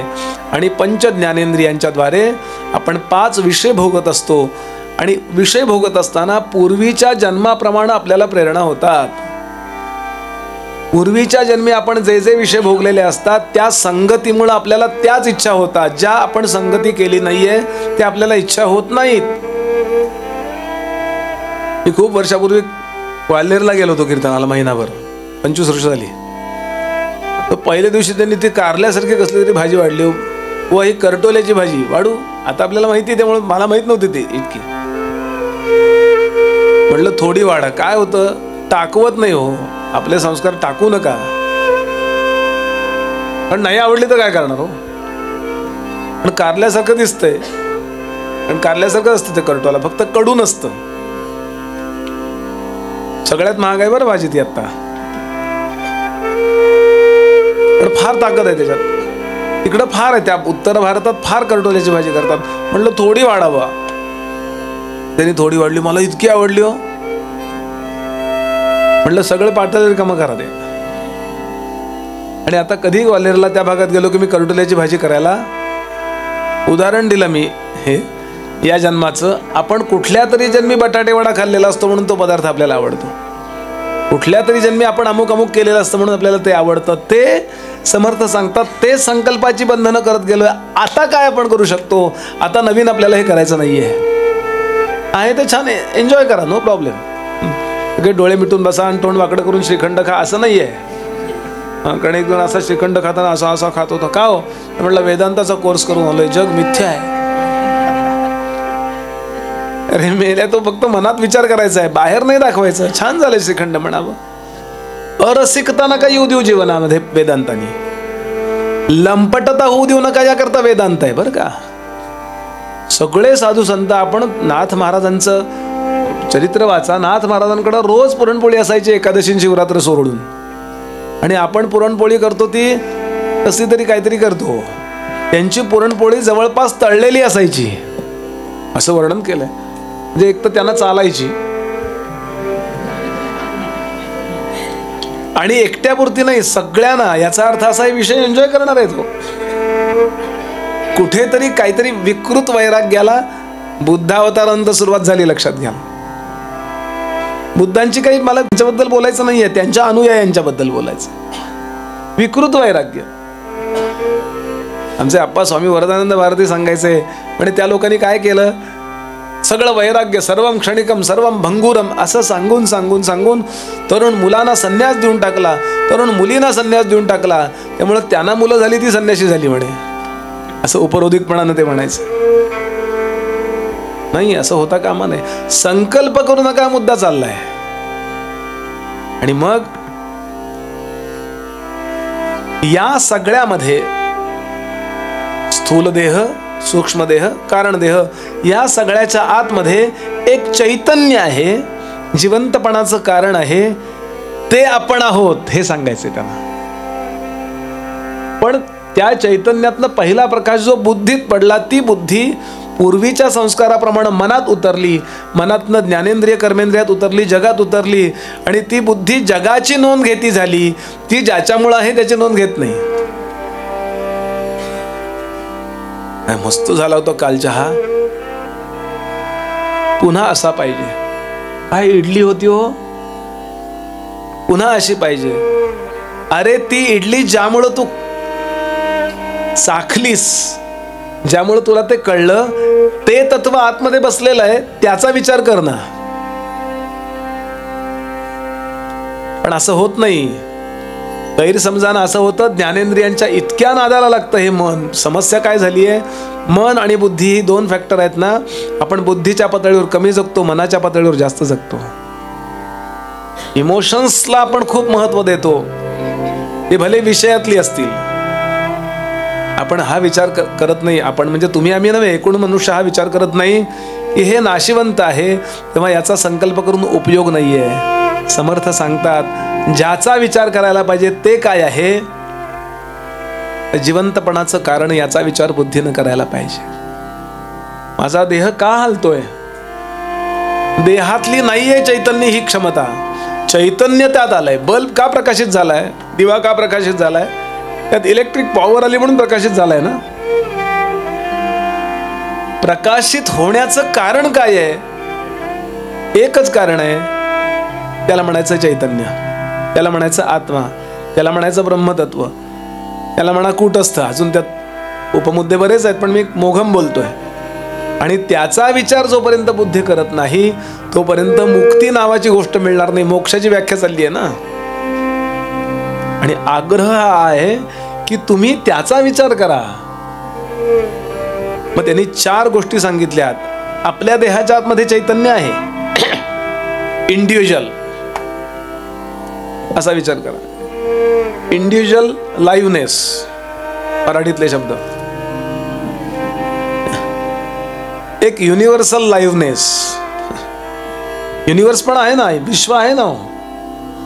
पृथ्वी फिरतीये, सूर्यमाला फिरतीये ध्रुवाभोवती, अशी आकाशगंगा आकाशात तरंगतीये, अशा अनंत आकाशगंगा तरंगतायत. यामध्ये काहीतरी तर चैतन्य असणार ना. कोण रूल करतंय याला? म्हणून आपल्या देहाच्या आतमध्ये जो आहे त्याला म्हणायचं जीव, जीवात्मा. विश्वाला चालवणारा जो आहे किंवा अनेकदा अवतार घेतो तो शिवात्मा, ईश्वर. तिसरा सांगितला निर्मळ आत्मा, आणि चौथाही सांगितलाय त्यांनी. पहिला जीवात्मा, दुसरा शिवात्मा, तिसरा परमात्मा जो विश्वात्मा, आणि चौथा निर्मळ आत्मा. याचा कशाचा संबंध नसलेला. आता हे 4 नाही आहेत हे समजून घ्यायचंय आपल्याला पुढच्या टप्प्याने. हे 4 नाही आहेत. आणि याकरता उदाहरण दिलं. काल मी याच्याबद्दल थोडासा बोललो होतो. एका कुंभारानं माठ तयार करायला घेतला.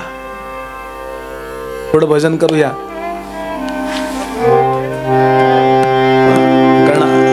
कुंभकर्णाची बायको निश्चित चक्कर मारते, असा काही विषय सुरू झाला की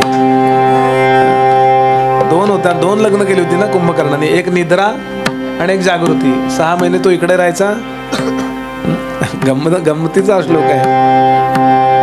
जेव्हा कुंभकर्ण गेला, ती रामाच्या दर्शनाला गेली म्हणे निद्रा, आणि तिने विचारलं माझा उद्धार कसा होईल? ते म्हणाले माझ्या कीर्तनाला जात जा.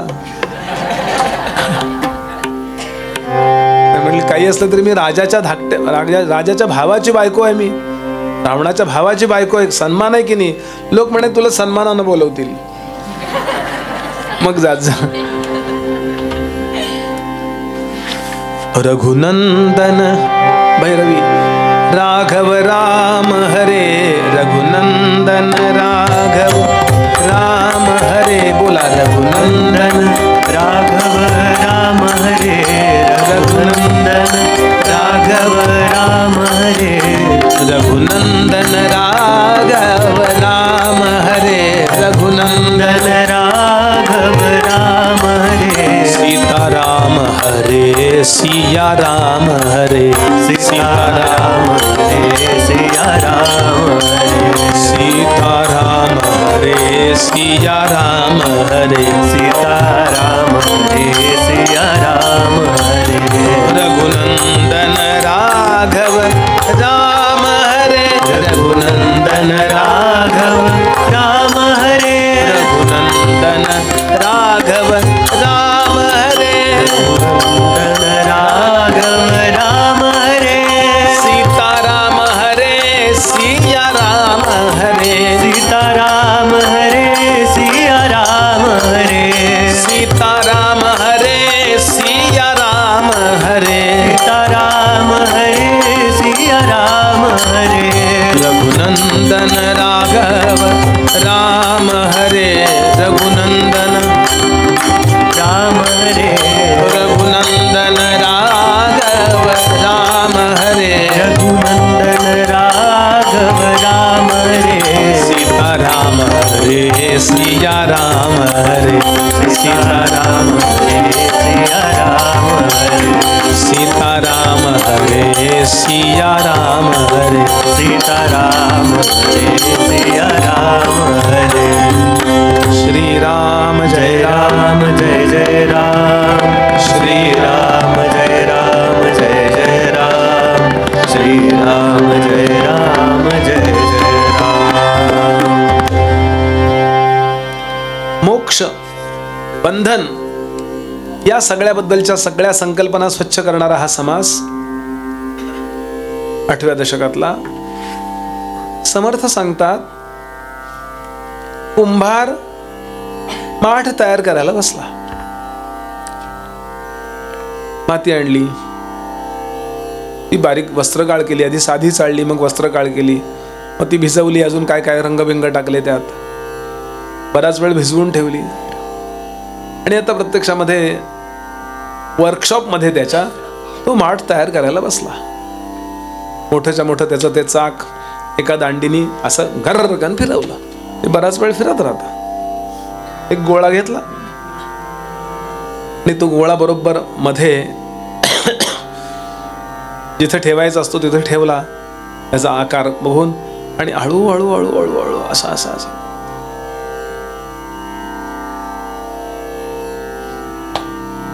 माठ तयार झाला. वाळवायला ठेवला, वाळला.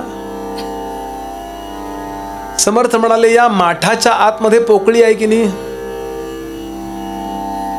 कधी निर्माण झाली ती पोकळी?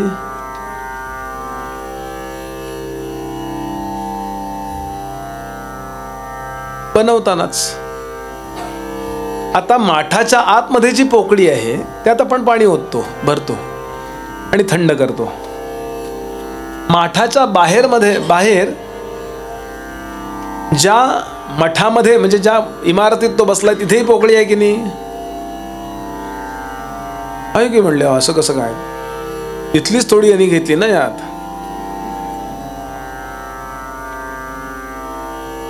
कुठली घेतली त्यांनी पोकळी माठानी? म्हणले बाहेर नाही, हौदातनं वेगळी आणली त्यांनी. त्यातलीच तर घेतली आहे. ईश्वराचेच अंश होता, आपण लक्षात घ्याल, त्यातनच घेतलंय आपण. म्हणजे आलंय आपल्यात असा विचार करा, आपण घेतलंय म्हणण्यापेक्षा. आता त्या मठाच्या बाहेर पण आहे ना आकाश, इमारतीच्या बाहेर आहे ना स्पेस. हो, आणि माठाच्या आतमधलं स्पेस, इमारतीतलं त्या मठातला स्पेस आणि मठाच्या बाहेरचा स्पेस याचा काही संबंध नसलेला आकाशगंगा नाहीच आहेत. अशा ठिकाणी पण स्पेस आहेत की नाही? असे 4 स्पेस आहेत का? नाही आहेत का? समर्थ सांगतात, घटाकाश, मठाकाश, महदाकाश, चिदाकाश अवघे मिळून आकाश एकची असे. माठ फोडला, आता कुठं गेला आकाश? नाही म्हणले, बाहेरच्या आकाशात मिसळलं. असं काय होतं का? वेगळं नाहीच आहे. तैसा जीवात्मा आणि शिवात्मा. जीवात्मा म्हणजे आपण, शिवात्मा म्हणजे अवतार घेणारा, परमात्मा म्हणजे अवतार घ्यायला चैतन्य पुरवणारा आणि या तिन्हीचा संबंध नसणारा. असे 4 आत्मे आहेत का? पुन्हा मुद्दा हाच आहे. तैसा जीवात्मा आणि शिवात्मा, परमात्मा आणि निर्मळात्मा अवघा मिळवणी आत्मा एकची असे. चैतन्य नावाची जी गोष्ट आहे ती एकच आहे. हो, पिंडगत चैतन्य, ब्रह्मांडगत चैतन्य, ब्रह्मांड निरपेक्ष चैतन्य आणि हे तिन्ही निरपेक्ष चैतन्य.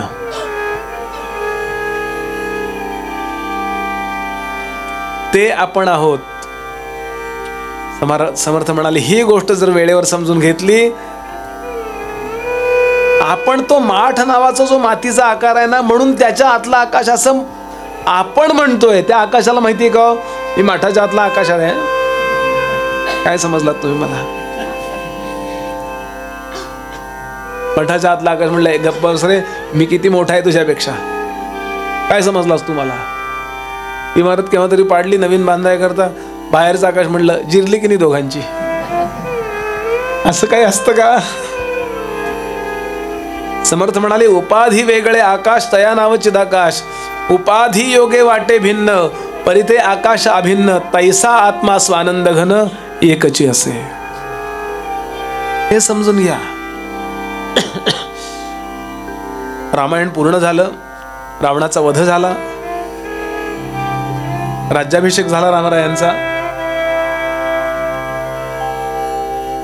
छत्रसिंहासनी रामराय बसले. लक्ष्मण, सगळी सभा भरलेली. हनुमंत नमस्कार करतात आणि रामरायांनी प्रश्न विचारला, हनुमंता तू माझा कोण आहेस? हनुमान म्हणाले, ही माणसाची सवयच आहे, काम झालं की तुम्ही कोण. आता का प्रश्न विचार, तू माझा कोण आहेस सांग, तू कोण आहेस माझा? तेव्हा हनुमंताने दिलेलं उत्तर आहे, हा कायम निश्चय बाळगा आतमध्ये, म्हणजे मोक्ष वेगळा मिळत, म्हणजे हा विचारच आपल्याला मोक्ष देतो, किंवा नको तो संकल्प बंद होतो. आपल्याला आत्मा होण्याकरता साधन नाही करायचं, लक्षात घ्याल. जे नाहीये ते आपण स्वतःला मानलंय, त्याच्या व्यावृत्ती करतात ते बाजूला करण्याकरता साधन करायचंय. एका मूर्तिकारानं प्रश्न विचारला, किती छान केली हो मूर्ती. मूर्तिकार, किती सुंदर बनवला रामराय तुम्ही. तो म्हणाला, हो काय सांगू, त्यात राम होताच, फक्त नको ते काढलं मी. हनुमंताला विचारलं, तू कोण आहेस? त्यानं सांगितलं, महाराज देहे बुद्ध्या तु दासोहम. देहे बुद्धीने विचार केला तर मी तुमचा आहे, दासोहम अंश आहे थोडक्यात.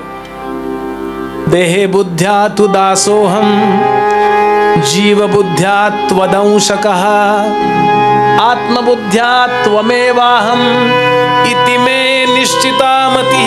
बस या देहाच्या म्हणजे सगळ्या देहांच्या आतलं जे चैतन्य आहे ते परमात्म्याचा अंश आहे. आणि विशेष म्हणजे खरं सांगू,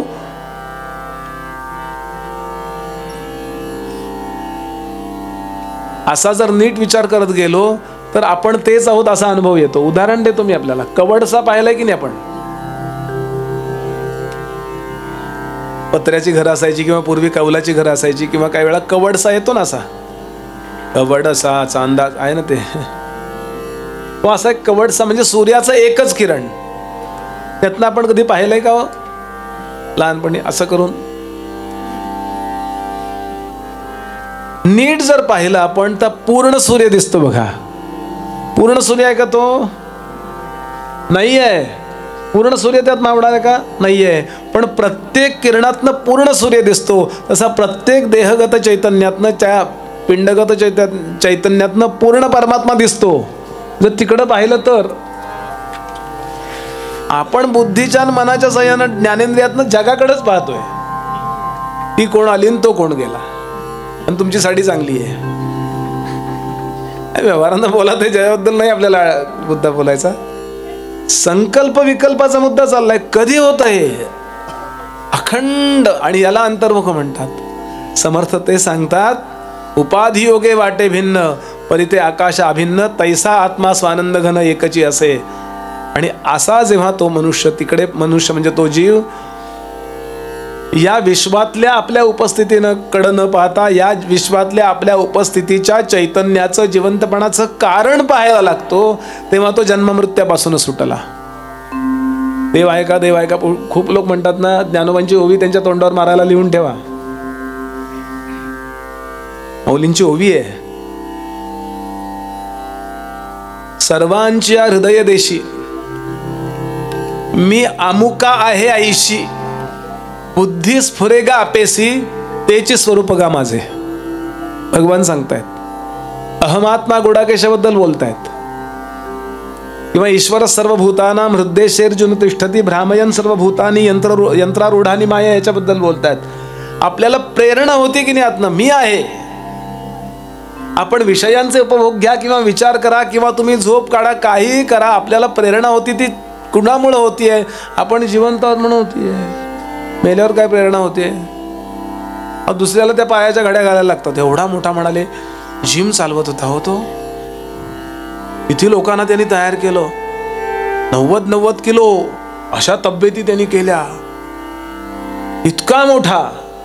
पण त्या पहिलवानाला त्याच्या पायाची घडी कुणाला घालायला लागते? म्हणजे आपण जिवंत, देहातून आपण जिवंतपणाचा अनुभव घेतोय. हा देहाचा गुण नाहीये, तो ज्याचा गुण आहे ते आपण आहोत. याचा सतत विचार करत गेला की संकल्प आपोआप बाजूला पडतात. आणि आपल्या खऱ्या जिवंतपणाचं कारण काय आहे हे कळल्याचा परिणाम आपल्याला मृत्यू कधी येतच नाही. कारण मृत्यू येणारच जे आहे ना ते आपण नाही आहोत हे आपल्याला कळलेलं असतं. समर्थ सांगतात, आता आशंका भिटली, संदेह वृत्ती मावळली, संत संगे तत्काळ झाली मोक्ष पदवी. म्हणून दुसरं काही करू नका म्हणाले. तोडावया स्वप्न बंधन.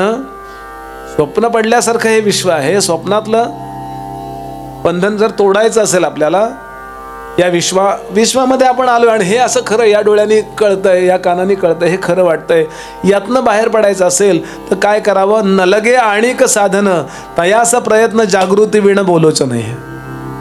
फक्त जागं व्हायचंय. विवेक पाहिल्या विण जो जो उपावतो तो सीण, विवेक पाहता आपण आत्माच असे. आहेच हे, करायचं काहीच नाहीये.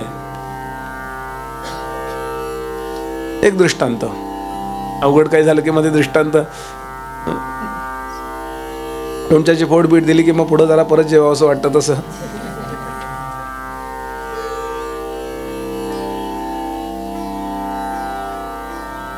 कुळधर्म कुळाचाराचा स्वयंपाक एक बाई करत होत्या. जुना दृष्टांत आहे जरा हे कळायला. घरी स्वयंपाक असायचा त्यावेळी. आता नवीन बिल्डर ते किचन पण इतकं छोटं देतात, बाथरूम पेक्षा लहान देतात बघा. कधी चहा बी करायला लागला तर. आमच्या शेजारच्या एक बाई एका मुलीला समजावून सांगत होते, त्यांच्याकडे आलेल्या, स्वयंपाक शिकून घे, स्वयंपाक शिकून घे. ती म्हणली, मी नाही हे सगळं मानत, मी नाही सगळं मानत, मी एकदम फॉरवर्ड अशी असणारी आहे. अगं तरी पण शिकून घे, नवरा गावाला गेल्यावर काय करशील? गंमत जरा जरा खळखळून हसून घ्या. आणि छान श्रद्धा होती तिची त्या पूर्ण आपल्या परंपरेवर, कुळधर्म कुळाचारावर. सकाळी संकल्प केलाय गुरुजींनी, खंडोबाचं नवरात्र आहे म्हणा किंवा चंपाषष्ठीचं किंवा देवीचं, सगळ्याचं. मी हे का बोलतोय माहिती का? सगळ्याचा मध्य आपल्या जीवनात असावा. मी नेहमीच सांगतो ही गोष्ट, नवीन आणि जुनं या दोन्हीची प्रतिष्ठापना घरात करा. सगळं जुनं चांगलं असतं असं नाही, जुन्यातही काही गोष्टी आपल्याला टाकाव्या लागणार आहेत. आणि सगळं नवीन चांगलं असतं असंही नाहीये. नवीन मधलं सुद्धा काही घुसलेलं असतं आणि ते योग्य नसू शकतं आपल्या घराला. म्हणून आपल्याला छान कॉम्प्युटर चालवता आला पाहिजे, उत्तम गाड्या चालवता आल्या पाहिजेत, विमानं चालवता आली पाहिजेत, त्याबरोबर नऊवारी नेसून छान पूजाही करता आली पाहिजे. धोतरही नेसता आलं पाहिजे आणि पॅन्टही नेसता आली, दोन्ही आलं पाहिजे. बिघडलं काय? दरिद्रीपणा कशाला? एक बाई आम्हाला विचार, बुवा आमच्याकडे आज बासुंदी केली आणि आमरस पण आहे, तुम्हाला काय देऊ? म्हटलं एकच वाटी आहे का घरात? दोन्ही द्या ना.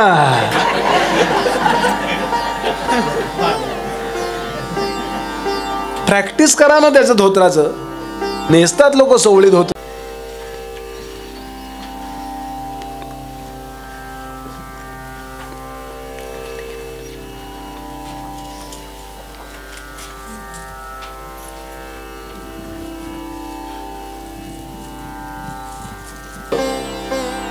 हौसेनं केव्हा तरी, प्रॅक्टिस नसतं. आणि गुरुजी म्हणतात राहा उभे, आता झाली पूजा, त्याला स्वतः भोवती प्रदक्षिणा. तो म्हणला शक्यच नाही का, मी वरती आहे तर ते सगळं खाली. आणि ते आपल्याला आपलं वाटलं पाहिजे. सोवळं नेसून सुद्धा आपल्याला सगळीकडे अप्रतिहत संचार करता आला पाहिजे. हो, तुम्ही कुठल्याही ज्ञातीचे असाल, सोवळं ओळं असं जातीत अडकवू नका. हो, फार महत्वाचा हा संदेश आहे, लक्षात घ्या. हे जातीपातीमध्ये आपण अडकवल्यामुळं काय झालंय, चांगल्या तत्वज्ञानापासून भारतीय समाज मुकायला लागलाय. कशात अडकू नका. स्ववलय म्हणजे सोवळं, आणि ते सगळ्या ज्ञातींनी सांभाळायचं असतं. छान नऊवारी नेसता यावी, मस्त कुंकू लावता यावं, टिकली जाऊ देता. बाहेर पडताना पाहिजे असतं टिकली लावा, पण घरात कुंकू लावा ना, काय बिघडलं? आमच्या एका बुवानी गडावर सांगितलं होतं, टिकली जन्माला आली आणि बाथरूम सुद्धा सौभाग्यवती झाली म्हणला. म्हणून त्याचाही मध्य साधा. कुंकवामध्ये जी आज्ञा चक्राला उद्दीपित करण्याची ताकद आहे ती टिकलीत नाही आहे. कुंकू का लावायचंय, चंदन का लावायचंय? त्या चंदनामध्ये, त्या कुंकवामध्ये आपल्या पूर्ण शरीरात जी 6 चक्र आहेत ना, त्यातलं आज्ञा नावाचं चक्र आहे, ते सगळीकडे कंट्रोल करत असतं. आज्ञा देतं ते गुडघ्याला, आज्ञा देतं ते घोट्याला, आज्ञा देतं ते आमक्याला. त्या आज्ञा चक्राला उद्दीपित म्हणजे पॉवरफुल करायला कुंकू उपयुक्त आहे. छोट्या छोट्या गोष्टी आहेत या. आणि म्हणून छान स्वयंपाक करत होती ती बाई. पूजा विजा. आता गुरुजी गेले, सौभाग्यवतीला घेऊन 12ला येतो म्हणले मी म्हणून जेवायला. नवरा कामाला निघून गेला, अर्धा ऑफिस करतो आणि परत येतो म्हणला मी दुपारी. आता ही स्वयंपाक करते करते करते, खूप मन लावून स्वयंपाक करते. 10 पदार्थ करायचे असतात तो नाही का. ते 16 भाज्या करतात. कशा करता? आल्या पाहिजेत म्हणून. प्रत्येक भाजी वेगळी करायची. एकच फोडणी आपलं रामठेका सगळ्यात आपला एकच मसाला नाही टाकायचा. आणि गंमत आहे, आपल्याकडे चव घ्यायची नाहीये, नाही तर उष्ट होतं. काय विचार केला असेल पूर्वजांनी? तुम्ही चव न घेता स्वयंपाक चांगलं कराल शिका. कसं झालंय कसं झालंय हे का सांगितलंय पूर्वजांनी याचा विचार करा.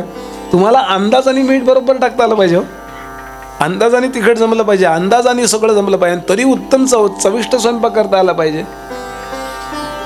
हे तुम्हाला रेसिपीवर मिळणार नाही कुठल्या. परंपरेने शिकावं लागतं. अर्थात ते पण अभ्यास होऊया. आणि असं छान स्वयंपाक चाललाय आणि तिच्या लक्षात आलं गुळाची खीर करायची. गुळ विसरला हो, दुकानात आणायचा. आता व्हॉट टू डू? घरात कोणी नाही, गडी नाही, अमके नाही, सगळ्यांच्या रजेवर. आणि छान बर घरातल्या त्या कार्यक्रमाला ती सजलेली होती. नऊवारी साडी नुसती नव्हे, कंबरपट्टा घातलेला आहे छानपैकी चांदीचा, त्याला हिरे लावलेले, अंगठ्या, बिंदी, जोडवी, नथ. अहो त्या नथीला 10-15 हिरे खरे होते. 2-4 लाखाची नथ होती ती त्यावेळेला. आणि असं सजायचं असतं ना केव्हा तरी. सगळं लॉकरमध्ये लॉकरमध्ये लॉकरमध्ये. श्रीमंती उपभोगायला पाहिजे ना. पूर्वी ती पद्धत होती. आणि तुम्ही देवासमोर बसताना देवाला जो ड्रेस आवडतो त्या ड्रेसमध्ये बसला पाहिजे. असं मोकळे केस सोडून जर गेलो तर भूतासारखं वाटेल की नाही त्या देवाला. हे कोण आले? भूतप्रेत संबंधादी रोगव्याधी समजत. ही देव कसा राहतो तसे तुम्ही त्याच्या पुढे जा त्या ड्रेसमध्ये, लक्षात घ्या. आणि अशी तयार झालेली. आता काय करू? दुकान जवळच होतं, पण विचार करायला वेळ नाहीये. म्हणून तिनं विचार केला असंच जाऊया, झटकन घेऊन येऊया गुळ. म्हणून गेली. आता ती ओळखीची होती त्या दुकानदाराच्या. श्रावणा बिवणात पाऊस खूप झालेला, पण आत्ता पाऊस थांबलेला होता. वाटेत डबकी बिबकी तयार. हाक मारली, ओ दादा, अरे ताई काय हे नऊवारीत पूजा बिजा दिसते तुमच्याकडे, अशा कशा आलात? अरे काय मेल्या, गुळ विसरला, लवकर दे गुळ, मी सोवळ्या त्या लांबनं दे.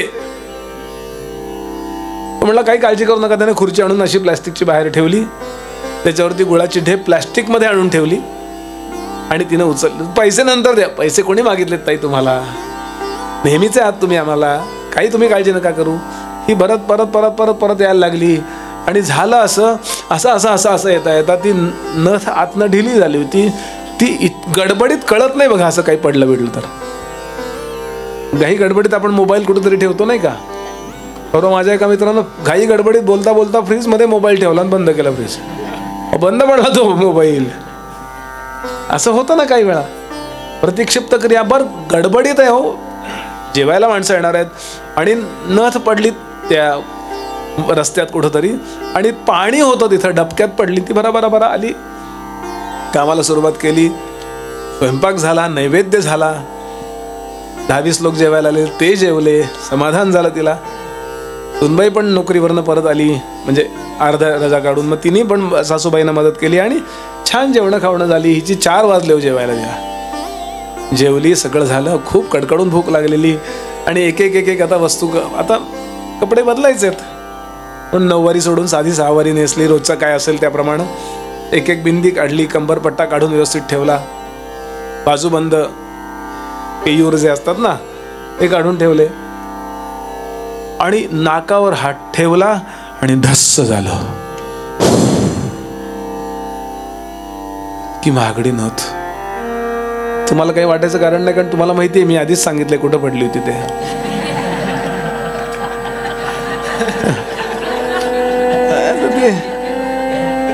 अस्वस्थ झाली होती. तिकडं शोध, तिकडं शोध, इकडं शोध, तिकडं शोध. देवघरात गेली, अमक्या ठिकाणी गेली, गुरुजींपासून सगळ्यांवर मनातल्या मनात संशय घेतले. अस्वस्थ अस्वस्थ अस्वस्थ. तोपर्यंत वाजले 5. नवरा म्हणला काय, बेंधाळेपणा अंगात मुरलेला आहे सगळा, काय झालं? नथ. टेन्शन घेऊ नको, शांतपणानं विचार कर. कुठं कुठं गेली होतीस? आरशासमोर शोध, अमक्या ठिकाणी शोध, तमक्या ठिकाणी शोध. काय होतं, सापडणं जाऊ द्यात, ते सापडत नाही याचं जे टेन्शन येतं ना, त्यामुळे सुचत नाही काही. कुठं गेली तू? गुळ आणायला बघतो बाहेर गेली तू. मग गुळ आणताना पडली का? आणि विचार करते, हो गुळा आणायला गेले तेव्हा होते, आणि नंतर मग लागलं अरे कुठेतरी वाटेत पडली असेल. वाटेत पडली म्हणजे गेली, पण शोधायला आली. म्हणले दादा असं असं असं असं. तो म्हणला हो ताई, माझ्यासमोर ना तुम्ही वळलात तेव्हा नथ होती तुमच्या नाकात. माझी पडली का? ह्या डबक्यात पडली का? इकडे पडली का? थांबा म्हणाला, थांबा. आणि तो आतनं एक वस्तू घेऊन आला, मोठं डबकं.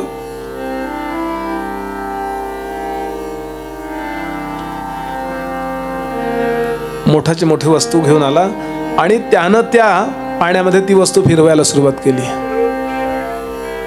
शांतपणानं. आणि जशी जशी जशी वस्तू फिरवायला सुरुवात केली तसं तसं त्यातला जो मळ होता, माती होती, त्या वस्तूच्या गुणधर्मानं खाली बसायला लागली. आणि संध्याकाळी 5:30 पावणे 6चा सूर्य आवळणारा तो आकाशातनं असा त्याचे किरण टाकलेले होते, त्याचा परिणाम ती नथ बरोबर मध्ये होती. माती बाजूला बसल्याबरोबर ती चमकली आणि यानं शांतपणानं ती नथ काढून त्या बाईंना दिली. सगळं टेन्शन गेलं. तुला काय देऊ? 20 रुपये. कशाचे? तुरटीचे.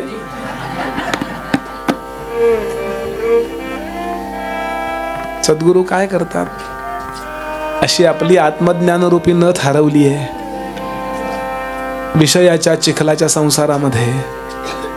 ते साधनरूपी तुरटी फिरवतात आणि आपलीच नथ आपल्याला देतात. विकत आणून नाही दिली त्यांनी. सद्गुरू काही विकत आणून आत्मा देत नाही आहेत. पण मला सांगा, ती आयुष्यभर दुकानदाराला विसरेल का? आयुष्यभर सद्गुरूंना विसरायचं नाही आहे. कारण आपल्याला गैरसमजानं आपण गरीब झालो असं वाटलं, आपलं नुकसान झालं असं वाटलं. नीट न कळणं याला मोह म्हणतात, लक्षात घ्याल. आणि मोहाचा एकमेव परिणाम आहे शोक. आणि नीट कळवून देतात त्यांना सद्गुरू म्हणतात, समर्थ सांगतात, याला मोक्ष असं म्हणतात. मोक्ष म्हणजे मोहाचा क्षय. That's it. आणि म्हणून सातत्यानं सद्गुरूंना हे बोलणं सोपं आहे, ऐकणं सोपं आहे, शरण जाणं अवघड आहे. तुरटी घेऊन तयार आहेत होते, आत्ता येतील ते. आणि माझ्या जीवनरूपी विषयांच्या चिखलामध्ये जो मी अडकलोय ना, त्यामध्ये बरोबर ती शुद्ध करण्याकरता तुरटी फिरवतील. आणि मला त्यातच अडकलेलं माझं आत्मज्ञान आहे, त्यातच असलेलं लपलेलं आत्मज्ञान आहे, ते मला कळवून देतील. म्हणून त्यांना प्रार्थना करूया. यानंतरचा 8वा समास आहे आत्मदर्शन. त्याचा विचार आपण चहा पिऊन करूया. पुढचा दासबोध ऐकायचा असेल तर चहा पिऊन या असं. राजाधिराज प्रभू रामचंद्र भगवान की जय. जय जय रघुवीर.